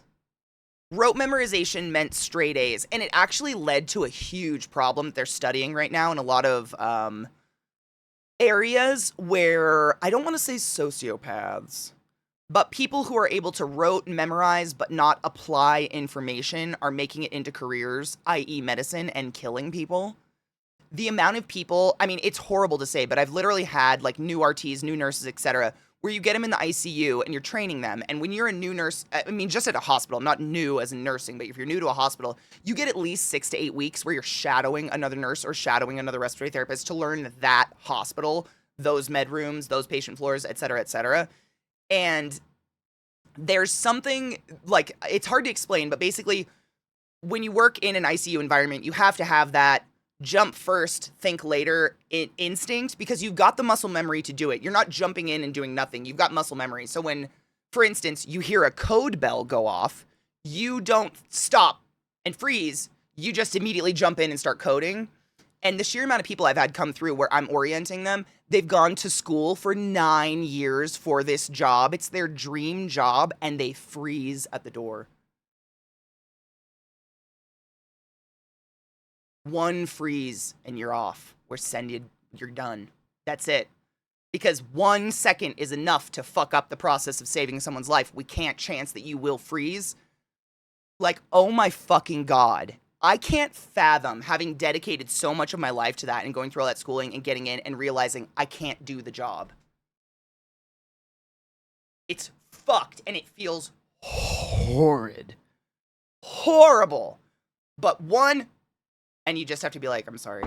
Go down to the managers. Like, they'll send you somewhere else. It's not a reprimand like you're just going to be a floor RT or something until we can trust you to not freeze. It sucks. It's horrible, but it's stressful. And I mean, seriously, it's human nature. It's like a mammalian instinct to freeze like the doe in the headlights thing. In danger, it's not necessarily a natural instinct to not panic when someone is dying. When someone is dying, most people panic. We don't. There's something about it where we just kick into that autopilot and you just start doing this algorithm in your head of how to save somebody and you never freeze. The freezers end up getting sent away because we can't risk that. I mean, if you're a patient in my hospital, would you like me to risk that on you? That someone might freeze for 5 seconds before getting on the chest and doing compressions, which is then giving you 5 seconds additional anoxic injury to your brain, which could lead it to never speaking again. Seizures the rest of your life, strokes the rest of your life. Like, I don't know, it could lead to so many things, like, you just can't, and it sucks. That sucks. I fucking hate it. The feeling of having to look someone in the eye and be like, I don't know if you can do this. After they've dedicated almost, a decade of their life to schooling for this job. That sucks. I freeze at work on the daily, I wouldn't make it that, and that's when, like, in positions, and there's jobs where you need to stop, think, step back a minute and then do the job, I couldn't do. Like, I'm the person that if you start telling me to do something, I start doing it as you're explaining it. I don't wait for the full instructions to come out. I'm like, okay, we grab that, yep, and you're gonna say grab that, yep, and then we're gonna do this, yep, and then we're gonna do that, yep, and then we're gonna do this, yep, and then we're gonna do this, yep. I don't wait. Like, I'm just on it. I'm ready to go. And there are some jobs you need to wait, and I couldn't do that. I would fuck it up so bad. I would be such a fuckwad. Yeah. There's different personalities for different shit. Like Glut was saying, like, a lot of ADHD people thrive in the chaos because it's the one thing that slows the brain down. Is that, which is fucked. Ended up with me and my buddy prepping and talking to the guy who got hit by the car until medics showed. Oh my God, I was hanging out on the sidewalk with friends one time and there was a loud crash and a scream and 3 or 4 of us went running towards. Oh my God. The fourth was confused at our instincts. Isn't that weird? And it doesn't mean anything about the quality of human. You could be nothing. It's just a different brain. Some brains halt and freeze, and some brains go chaos and deep-throated. I don't know. It doesn't make one better than the other. It's just different. We need different types of brains to do different jobs. That's real. We all know that. This is why Scrubs is the most realistic medical show I've ever seen, just to preface that. This is why Scrubs is so much more realistic than shows like House or ER. They had episodes where new hires get washed out and how much it sucks to both be told that and tell them that, very much so. It's horrid. It's a horrible feeling. I hate it. I loved orienting people, but there was always that fear the first time you got a new orientee, like, is this going to be a night where I have to send them home? Like, I don't want to do that. That feels fucking, I cannot fathom what that would have done to my heart. Fight, flight, or freeze, exactly. And there's nothing wrong with any of it. It's just different. And, like, arguably, you think about, like, IT and stuff like that, those are thinkers. Like, I don't think there's a moment in something like that where you're just gonna dive in and start fucking ripping shit out and panicking and whatever. I couldn't do that because I'd be like, what are we doing? We're just sitting and waiting? Yeah, Katie, you have to sit and wait sometimes. Just lose my fucking mind. All brains are great. We just have to find, like, what's sad about the world is the world makes us think there's only one way a brain should work, and it's all of those ways simultaneously. And very few people can do that. And so the rest of us feel like shit. When we're not shit, we're just different. It's just different. I'll be great in a chaos situation, you'll be great in a calm situation, and that's fine.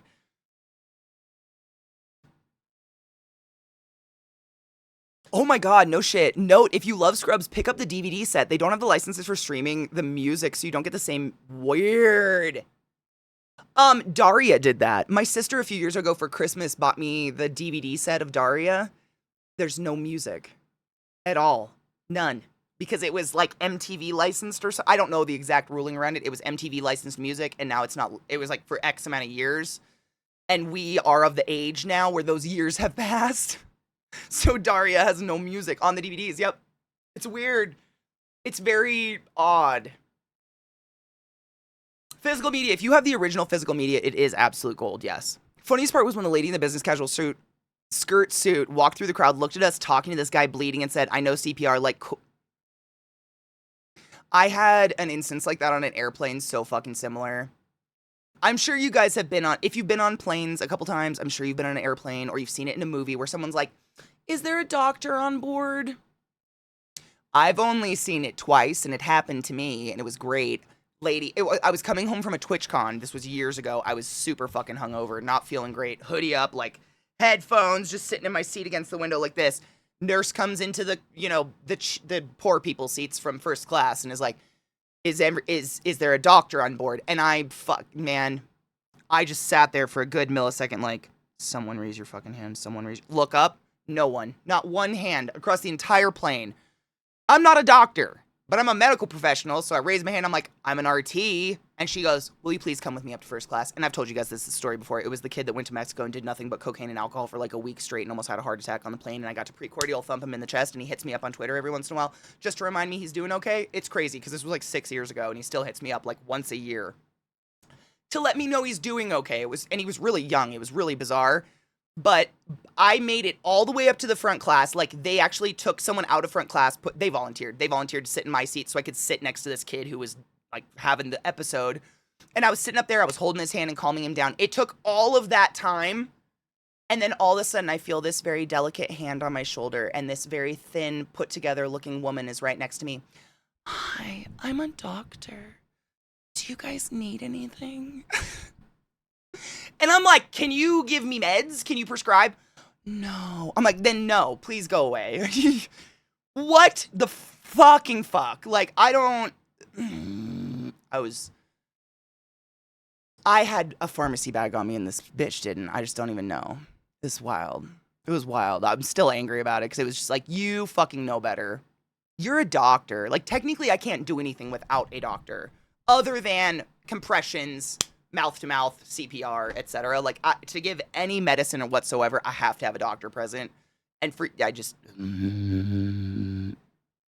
thank you, Nick. I mean, I'm glad. Thank God I still have all 5 seasons of Simple Life. Keep your DVDs if you have them. They're precious. I just rewatched Scrubs with my current GF. She said she hated seeing how jaded everyone was. It's 10 times worse in the hospital. It's not nearly as quippy and fun in a real hospital, but that is the most realistic one I've seen because it shows the hard things. It shows people choosing their own deaths, and it, like, the thing that drives me crazy about, like, House and shit is those shows, because I understand it's a soap opera, it's a sitcom, whatever, like, the dialogue obviously isn't happening over patients' chests and shit. It portrays us having so much fucking free time that we even consider taking our genitals out and fucking in a hospital. You couldn't pay me. Those places are filth. Oh my God. No. There's no free time. No one's chill. No one's laughing. What the fuck? Like, it's so rare that we have moments, let alone these, like, long discussions in long meeting boardrooms where we're all being sarcastically sassy about some person's diagnosis. What the fuck? You think a hospital would pay people to sit? Cute. That's cute. Not at all. Like, none of that's happening at all. Disgusting. I mean, think about the bottoms of our shoes, what we're tracking in and out of every single patient room we're going in and out of. We're washing our hands and we're doing this, but the bottoms of our shoes are just raw dog in life, my dudes. You want to take your dick out and dip the floor? Because I don't. You'd probably create a new thing, like some MRSA strain or something on the tip of your penis. Sickening. Not happening. Doctors don't get nice beds in closets to sleep in. They sleep like this, in the middle of voice recording their memos. And then I come in and go, "Hey, neuro, can you?" And they go, "Why? Yeah, what?" Mm-hmm. Patient presents with foil chest and profuse bleeding from the ears. Eardrums have been. That's a doctor's life. It's just that. They're just as zombies, working on like 97 hours a week, just mumbling into microphones so transcriptionists can transcribe the orders, so then the medical coders can code the orders and actually get insurance to try to pay for something. It's crazy. It's nothing. Those shows, I don't know who the fuck came up with those shows, but they're just bullshit. And they make it just seem so like we've got all this free time. It's not real. You think a hospital would pay for people to have free time? Adorable. Yes, Vissy, 1000%. Yes. My mom was on a flight from Chile, and an old lady passed out and was in the way. It was in a bad way. In the way, Katie? They had to start an IV, and the doctor told the flight crew to give my mom the needle because she was an ED nurse and he couldn't start the IV like she could. That's actually a sign of a great doc, in my opinion. There's no shame in being like, that's their job. They're going to do it the best. I can't stand when I get baby docs in there. They're like, "Ooh, I want to do an ABG for funsies." And I have to say, okay. And this 27-year-old sitting there like chiseling around in the cartilage of a 97-year-old on a ventilator trying to do an ABG for funsies. I'm just like, just so they can tell their friends they did an ABG? Maybe just let me do it because I can make it not kill somebody. You know? Oh my God, Mandel. Is the weather wonderful? Did you know we accidentally took bacteria to the International Space Station? It's mutated to be resistant to solar radiation. I didn't know that, but that's fucking metal. I believe it. House has one of my favorite scenes where 13 is talking to an Aussie. I don't know who any of these people are, so I'm just going to read it like I do. Where 13, okay, is talking to Aussie boy, absolutely, as he's scrubbing in, and then she flicks water at his arm, on his arm at the end. Really, he goes, because he has to scrub in all over again. Rude.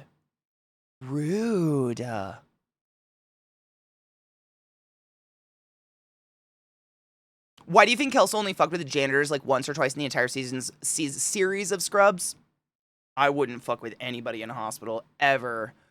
What up, Rod? You should be allowed to say no to stuff like that. Which part? Wait, I forgot already. Oh, like an ABG and shit like that? Yeah. It depends on the hospital. Most of my stories come from my most recent experience, which was Hopkins, which is a teaching hospital. And when it's a teaching hospital, you've got baby docs, little fetus baby docs running around the floors all day. And every medical degree that I'm aware of, we often have checklists before we can even apply to be licensed as a nurse, respiratory therapist, etc. One checklist I got was 200 ABGs before I could apply to take my state licensure for my respiratory therapist license. So I was, at one point, that very annoying RT walking in circles, and anytime I saw someone pull out an ABG kit, I'd be like, are you doing an ABG? Can I do it? Can I do it? Are you doing that? Can I do it?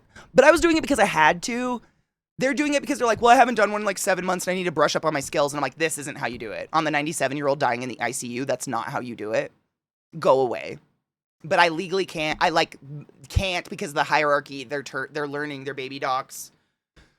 But at any other hospital I've ever worked at that's not a teaching hospital, that doesn't happen. The docs are doctors. They respect your RTs and they respect their nurses, and everybody respects each other's job, and no one's trying to dip into each other's job just to be like, I did an ABG today.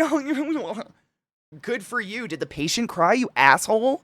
Like, feel your wrist. All the tendons and all that crunchy shit in there. My job is to specifically know where to go so I don't go into that shit.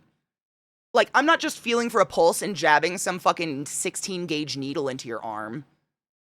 That's not it. We use pediatric needles. They're like this short and they are flimsy. They're so fucking thin, and I feel your pulse, and it means the flimsy needles so I can wheedle around the cartilage and shit and not hurt your wrist. Like, there's a whole, it's not, but it's taken really lightly because they're like, I just need to do it.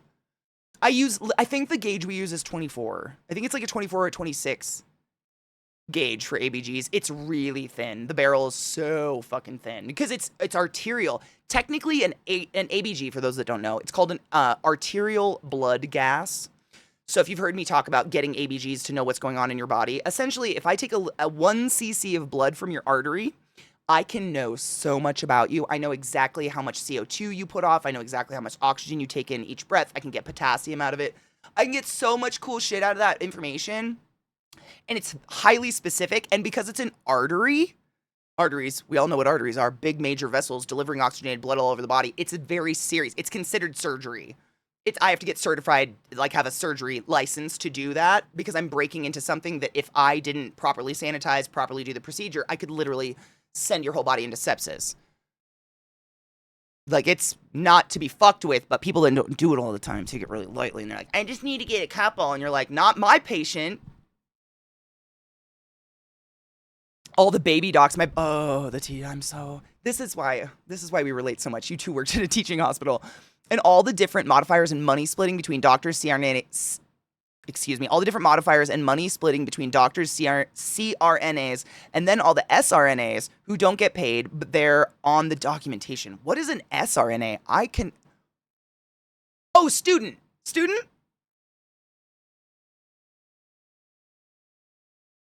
Student. Okay, I was like, I know all of them. What the student? Just use your brain. Yes. Asterisk. Yes. Arteries. Asterisk. Take oxygenated blood. You know what's a better way to think of it that will not fuck up the way you're thinking? Because the way you guys are describing it is not incorrect. Think of it this way. Arteries take oxygenated blood away from the heart. Veins take unoxygenated blood to the heart, as opposed to thinking of it going to the body, thinking of it as leaving the heart, because you actually have a pulmonary vein that is going from the heart to the lungs, taking unoxygenated blood to the lungs to get oxygenated. Like, that's, your heart doesn't oxygenate blood. Your heart is getting oxygenated by said blood because your heart's just a muscle, but your lungs, so you've got a pulmonary vein that comes off the heart and you know what I'm saying? It's with asterisk, because like the blood does have to be, like, it would make more sense if people anatomically drew hearts, right? I know I could go on about this forever, but oftentimes you see like the heart and then all this shit coming off the top of it. You've got veins coming off the bottoms of it too, and that's what's going to the lungs. And because they leave that off because it doesn't create this perfect image of a heart, the common misconception is that like the heart is oxygenating blood, which I'm not judging, it just isn't.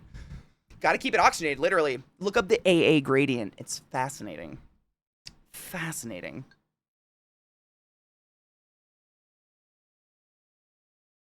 I have to deal with so many residents who don't understand how things work and think they can just do whatever, and then it's dealing with cancer and you don't play around with shit. I don't fuck around. It took me like a year to get my bearings to where I had the balls to literally stand in the doorway of my patient when a student came by that I didn't approve of and say no.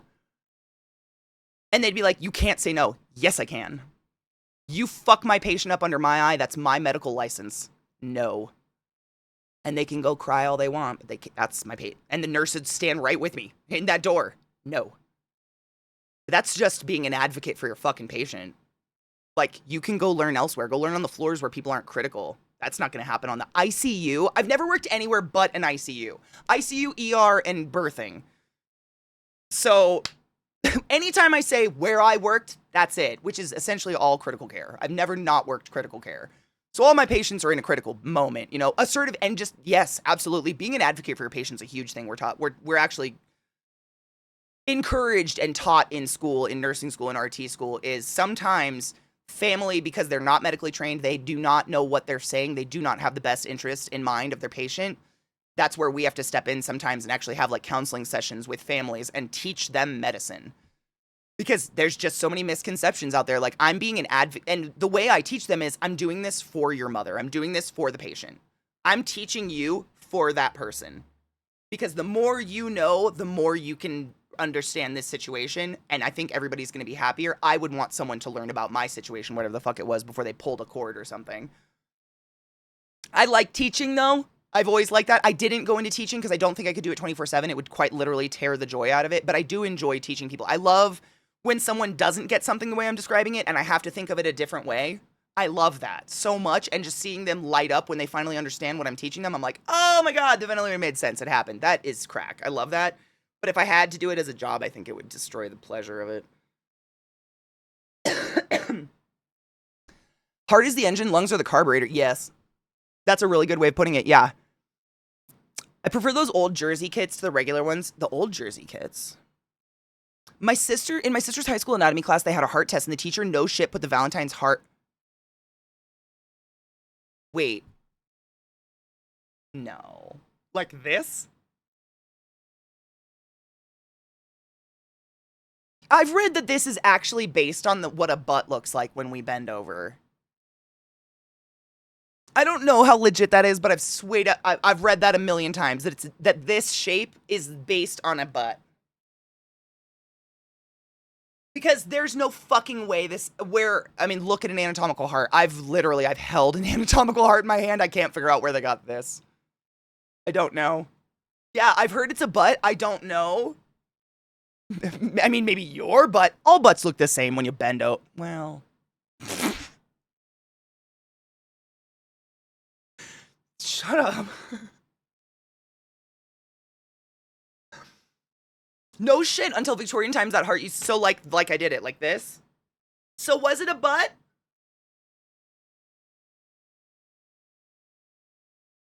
Okay, not all butts look the same, but I mean, they generally have the same shape, right? I can only speak to my own, I don't know. I think it looks like, I mean, right? Cheeks? Yes, break then game. I was gonna say the same because I need a beverage. I just wanted to clarify the cheeks first. I don't know. Yeah, like, I'm not gonna bend over here. That's not, but you know what I'm saying? Like, I don't. I'm gonna say I love you now. I feel awkward, I'm going. You can Google my butt. There I go, kicking my dog in the face again. Looks ass. Goddamn, what is that? That's an ass? Who made it? How much like, what percentage do we breathe? What do you mean?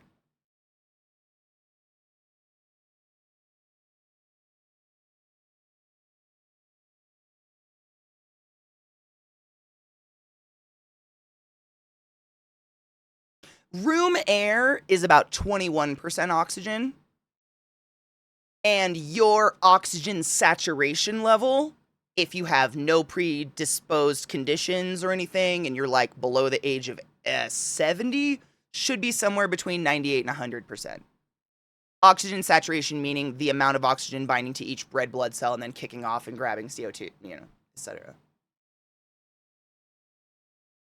In Denver, our room air is only about 20 point something. It's not that much lower, like 21 versus 20 point something, but it is a little bit lower, which is why people come to train here, like athletes and shit. Apparently, I got super blood. Hi, Tazi. I hope you're doing well. The heart is fish. I mean, the heart is heart-shaped. It's heart-shaped. I've never held anything like it. I don't know. Literally what Glad said. Yeah, there's Google pictures out there. My best friend's mom was an Army nurse in Vietnam. Wow. She worked as a UCSD when we were in high school, and she was on the SART. Nurse for SDPD. No shit. She was the most brusque, no-nonsense person I've ever met, and I was so confused the first time I was in the hospital, and nurses were super nice. You know, a lot of training or, like, teacher nurses, I've noticed, have that attitude, but it's kind of like we've come full circle. This is what I was talking about at the beginning of chat, is being a medical professional a lot of the times, you're not taught that there is an option B. If you fail at option A, patient dies. So you learn option A. You learn it, you do it right, and you save the fucking human. There isn't, like, an alternative, and so a lot of times your first teachers, they're a little gruff, and I think it's a little bit to weed out softer, more brittle spirits that just, like, no shade, maybe this isn't for you. Because in the midst of a code, for instance, or a very serious situation where a patient is crashing, people are going to scream. Everyone is going to get me what I need. If you don't hear it, get me what I need, as loud as, like, we're gonna get me the fuck what I need. The patient's dying. Like, it gets very serious, very intense. You gotta have the personality to take it, and then you're not taking things personally. Like, if a doctor looks at you with a mad face and says, do this, he's not mad. He's just, it has to be done now. That's just facts. It's just the way it works. So I could see that. They're a little gruff sometimes. Yeah. Milk drinkers, what do you call milksops? Yeah, they're just a little bit, but it doesn't mean you're not smart, you're not hyper intelligent. It's a different kind of career that's really high stress. And if we take a chance and you freeze, fail, cry because a doctor looked at you wrong and the patient dies, like there's no one in the room in a code or a crash of a patient that isn't necessary. So if you're in that room, you're necessary. We don't have time for you to break down because someone looked at you funny. And there's going to be funny looks all over the place. You gotta break down later. You gotta save it. And that sucks and is not great either. What is it? Compartmentalizing? Compartmentalizing that bullshit is not safe. Like, that ultimately also was a huge reason I had to leave it, as I was just balling all this shit up in me that had nowhere to go. Ever. Because you just have to rinse and repeat. You know, I've talked about this before, but, like, say you have 30 patients on your floor, and you go into room 1, and that patient's family is in there, and they are having the worst. This is literally the worst moment of their entire life. A loved one is dying. I have to go in there, unplug loved one, clean up, console family, and then I have to just gel my hands, move to room 2, where possibly the exact same thing is happening with a different family going through the worst moment of their fucking life. And I have to do that entire thing, and then I exit, and I gel my hands, and then I go to room 3. There's no room for humanity in between those rooms. You just rinse and repeat until you go home, and then I'd walk in my door, strip my scrubs off at the door because I was dirty, and just, like, bawl. Like, everything would hit you all at once, and you just... It's a tough job. It takes quite a constitution. I'm sure I could have done it, but at what cost? Like, what would that have done to me long term? Like, my personality or whatever.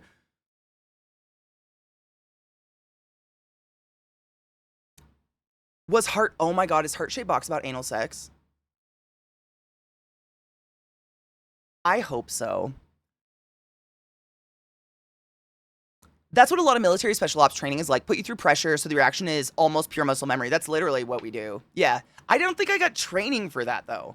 Like, nothing in school prepares you for that, I guess. I don't know how to put that.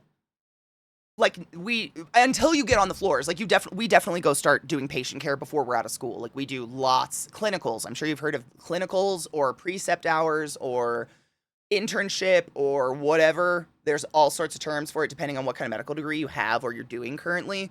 But you absolutely have to log, like, all those ABGs I did before I ever had a license. You have to log those with a mentor, a precept, or whatever, a teacher behind you doing it with you, because you learn as soon as you have hands on the patient, really.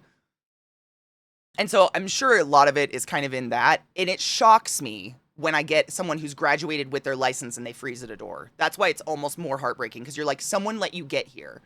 someone let you dedicate all those hours and go through all those clinical hours, and either you were just never exposed to this, which is crazy. Why would your first job be this? If you had literally zero exposure to codes, your first job in a hospital shouldn't be ICU, where codes happen constantly. That shouldn't be it. And it's heartbreaking because I'm just like, what happened? Who did this to you? Like, this is unfair to a human being to let you get this far and you can't do it. We trained him wrong on purpose as a joke. Can you imagine how fucking cruel that would be? Oh my God. I hope there's not people like that out there. Anyways, let's take a break. I know it's been a bit and I just keep, you guys got me going again. Robo during Katie would be very less enjoyable, I think, very much. I don't want that. I don't want to be that. Like, a lot of the older RTs I knew were that. They were just so sullen and very, like, broken from the job. And their lives outside of the job just seemed really hard because of the job. There was a lot. Do you want to go outside? You want to come say hi? Good morning. Thank you. How's your day been? See how he crosses his paws? He's so fucking... You're such a gentleman. You've always been such a little sir. Since he was a puppy, he's never not done this. He's got to cross his little tootsies. You're just so cute. Oh, you're gonna... Now... Why? Ma'am. Ma'am.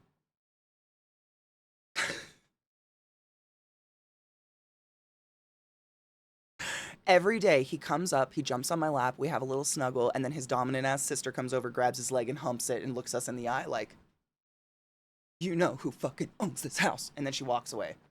Every day. Okay. Thank you, sister. So much. I think it's me, because every female dog I've ever had has been a humper. I've never had a male dog in my life that humps. Ever. He doesn't. He has nothing in him. Like, they're both fixed, spayed, whatever you want to say. But no. Every female dog I've had, though, humps. I don't know what I did, but I made him bitches. That's okay. I like your sweetness. He learned it from his dad. I just take it. It's fine. Poodle hugs are pretty awesome. They're pretty good at snuggling. Oh my God, Bezabelli, did I miss it? Hold on. I was blabbing. Hold on. Greetings and damn it, Katie. Every time I do the deed, I hear you say pee after sex. Pee after sex. And self-loving. Your fingers are dirty. I'm Bezbelly. No shit, just recently, another member of our community informed me that them and their partner, after they fuck, literally go, Katie says, and then they go and pee and wash their hands together. Hey, if that's how I'm implemented into society, I'm fucking down. Because I will solely be responsible for the complete lack of urinary tract infections in this community, and you're welcome. Because UTIs are the leading cause of death in the elderly. Did you know? Crazy. Pee after sex. I love that. Good. Spread the word. It's one of those things that, like, I think people think is an old wives' tale or something, but no shit. When you fuck, I don't care what kind of genitals you have, bacteria and things from other parts of your body are slowly getting worked up your urethra. Whether you have, I don't care, again, it doesn't matter what genitals you have, it happens to everybody. Bacteria is getting shoved up your ureter, and by peeing after sex, you are flushing all that shit out and ensuring you don't get a UTI. Because the number one way you get a UTI is by getting somebody else's bacteria up your ureter. I.e. all the sweat and nonsense from pubes and shit. Like, all the things that are normal parts of sex. There's nothing dirty about it, you just want to pee it out so it can't crawl up to your bladder and cause a UTI. Because UTIs feel like you're pissing bricks of fire. Nobody wants that. Or pee during sex. I mean, to each their own. Everybody does their own thing. I just want you to take care of yourself. Brush your teeth, because teeth are the bones we have to pay to keep. And that's psychotic, so you might as well brush those. Pee after sex, because UTIs are gross and hurt horrifically. It's just good advice. Bricks, I've never had a UTI, but I've obviously worked in a medical institute, and I have had a lot of patients with UTIs, and more than thrice it has been described to me as it feels like a brick of fire is trying to come out my genital. I can't even imagine. I pee after sex. 0 UTIs, my dude. I'm not saying you can generalize personal experience, but... Hi. You wanna go outside? Okay. Okay, bud. Let's take a break. Stretch your legs. Get a beverage. I'm gonna get a beverage. Load a bowl. And we're gonna play some motherfucking Borderlands with definitely Vissy. And if Knives wants to play, I don't know if Knives is down today. But whenever they're down. Yes. He is a precious boy. You can't see. He's just his tail. Who's a good boy? Are you just my favorite boy? Stretch your dicks. Pee after sex. Brush your teeth. Drink some water. I'll be right back. Them, but like, god damn it. I wish my dogs didn't want to kill him so bad. Alright, let's play some games while I have people to play with. It's just, quah! At least we don't have to sit on a fluffy lid. I'd stop dead in my tracks every time I saw that damn, wait. That's gross. That's as bad, I've seen those. They still sell fluffy toilet seat covers. What's in that? What's in that? That's like a carpeted bathroom, man. What's in that? What's in that? What's in that? What's in it, though? I need to know. Or do I want to know? Whose gams are we playing with? Hopefully Vissy's gams. Consensually, of course. Her gim gams. My controller's weighing my shit down. Stop that. Stop that, you silly fuck. My computer, get this. So I ran Driver Genius on my gaming computer last night. Or on this PC, it's been crashing every day at 5 p.m. So you remember yesterday I told you I woke up to a blue screen with the watchdog error? So last night I ran... Sorry, this is really loud. Last night I ran Driver Genius on it. It was fine. And this morning when I woke up, it was just frozen. And the reason I knew is the little clock said 5:30. And I was like, what the fuck? And started trying to move my mouse, totally frozen. I don't know what's going on with this PC, but it's haunted. Something's going on. At least it's doing nothing while we're streaming, which is great. But every night during movie night when I'm not using it, it's fucking doing something. I don't know. It's having an issue. I think it's Windows 11 too. That's my money on it. It's so fucking weird. I don't know what else it is. Yes, I did. I updated my drivers, cleaned out cookies, all that shit. And so it fixed whatever was causing and the watchdog errors, I don't understand what the fuck. The watchdog error, we looked it up. It has something to do with incompatible drivers or something. So that should have fixed it. But I feel it's happened now 2 days in a row. Just different, like it froze last night, but the night before I did the crash and just the blue screen. I didn't get a blue screen this time. I literally had to hard reset it. The whole computer was just dead, frozen. Like my keyboard was still lit up, mouse was still lit up, but mouse wouldn't move on the screen, nothing. I had to hard reset that bitch to get her to load, and then she's fine. Like once I just turn her on, it's fine. No errors, no nothing. Doesn't even say it improperly shut down. I just don't know. It's very weird. It's not old. No, this one barely a year. Not even. This February it'll be a year old, I think. No, it blue screened with CDC _ watchdog _ something. I just remember the watchdog in the middle. I think it's the only, I Googled watchdog error and it's the only thing that comes up. But I've never done anything to this PC. I haven't installed anything new on it. It's exactly the way it's always been. So it's very bizarre that it says there's mystically now some sort of fucking thing that's happening every night at 5 o'clock. I have no idea. It's very odd.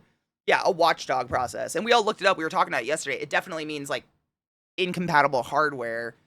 But I didn't put there's no new hardware in it. There's literally nothing plugged. It's not my gaming PC, so it has nothing plugged into it. No external USBs or anything. Literally Bluetooth mouse. I just thought, for those curious, it did something new today.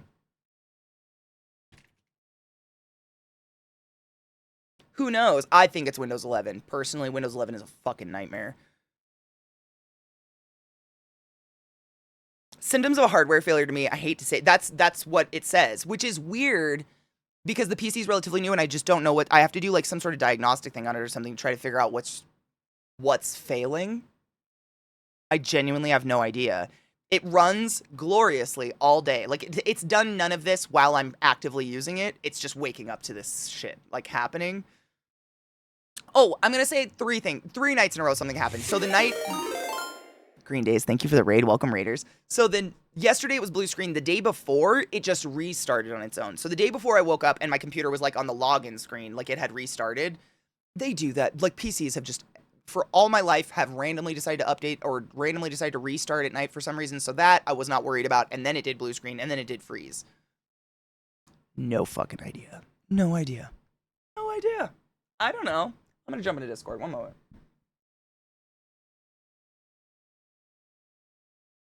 Hi, guys.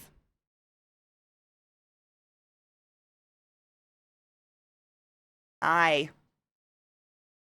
You hear something weird? There's no echo today.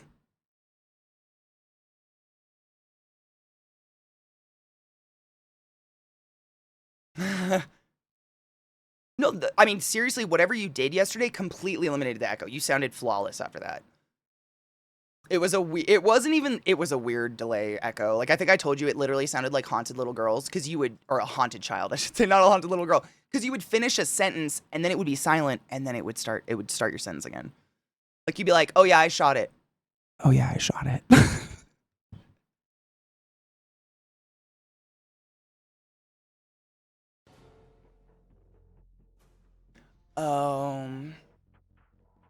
Mm-hmm.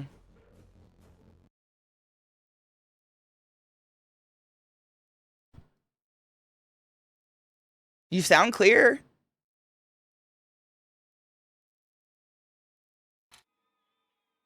Well, you didn't hear the echo for some fucking reason, which was crazy. That was another thing.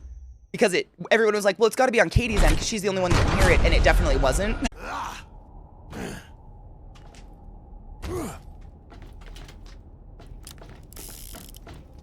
Whoa, I can see you. I don't know how you did it, but I can see everything again. I hear her. I'm listening. You've surprised me this time. Listen, there is no time to waste. You must immediately reach the vault. Go, now.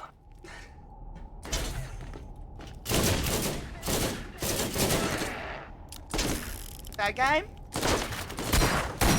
Sorry, Bubba. You can hang for 1 second. Mom didn't realize things were happening in here.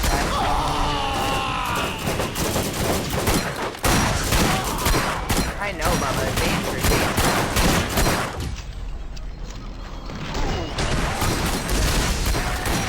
Another one bites the dust.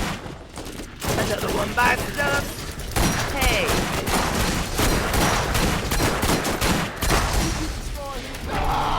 You're such a... Really? Hell. Hell.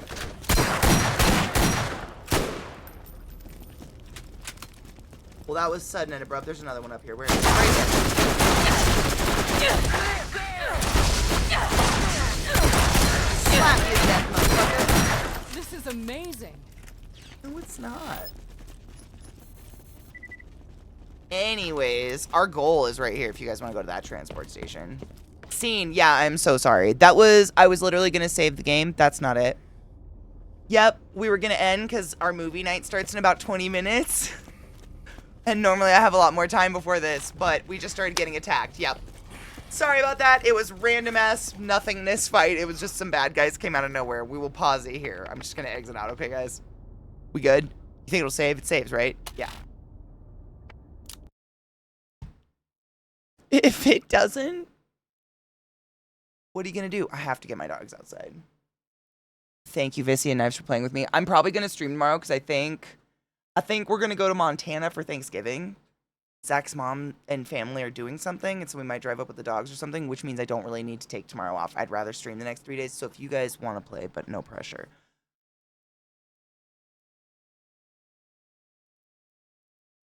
That's fine.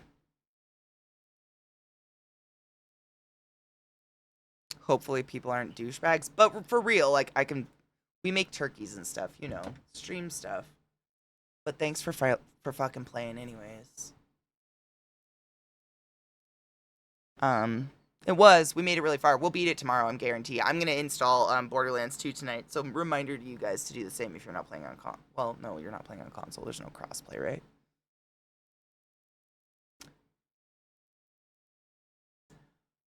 How does it feel to be special?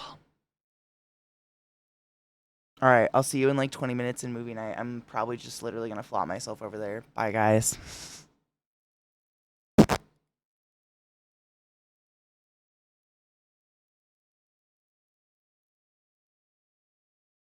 And on that note, thank you for hanging out with me. I'm going to find someone cool to raid. Sorry, I blanked out there for a minute.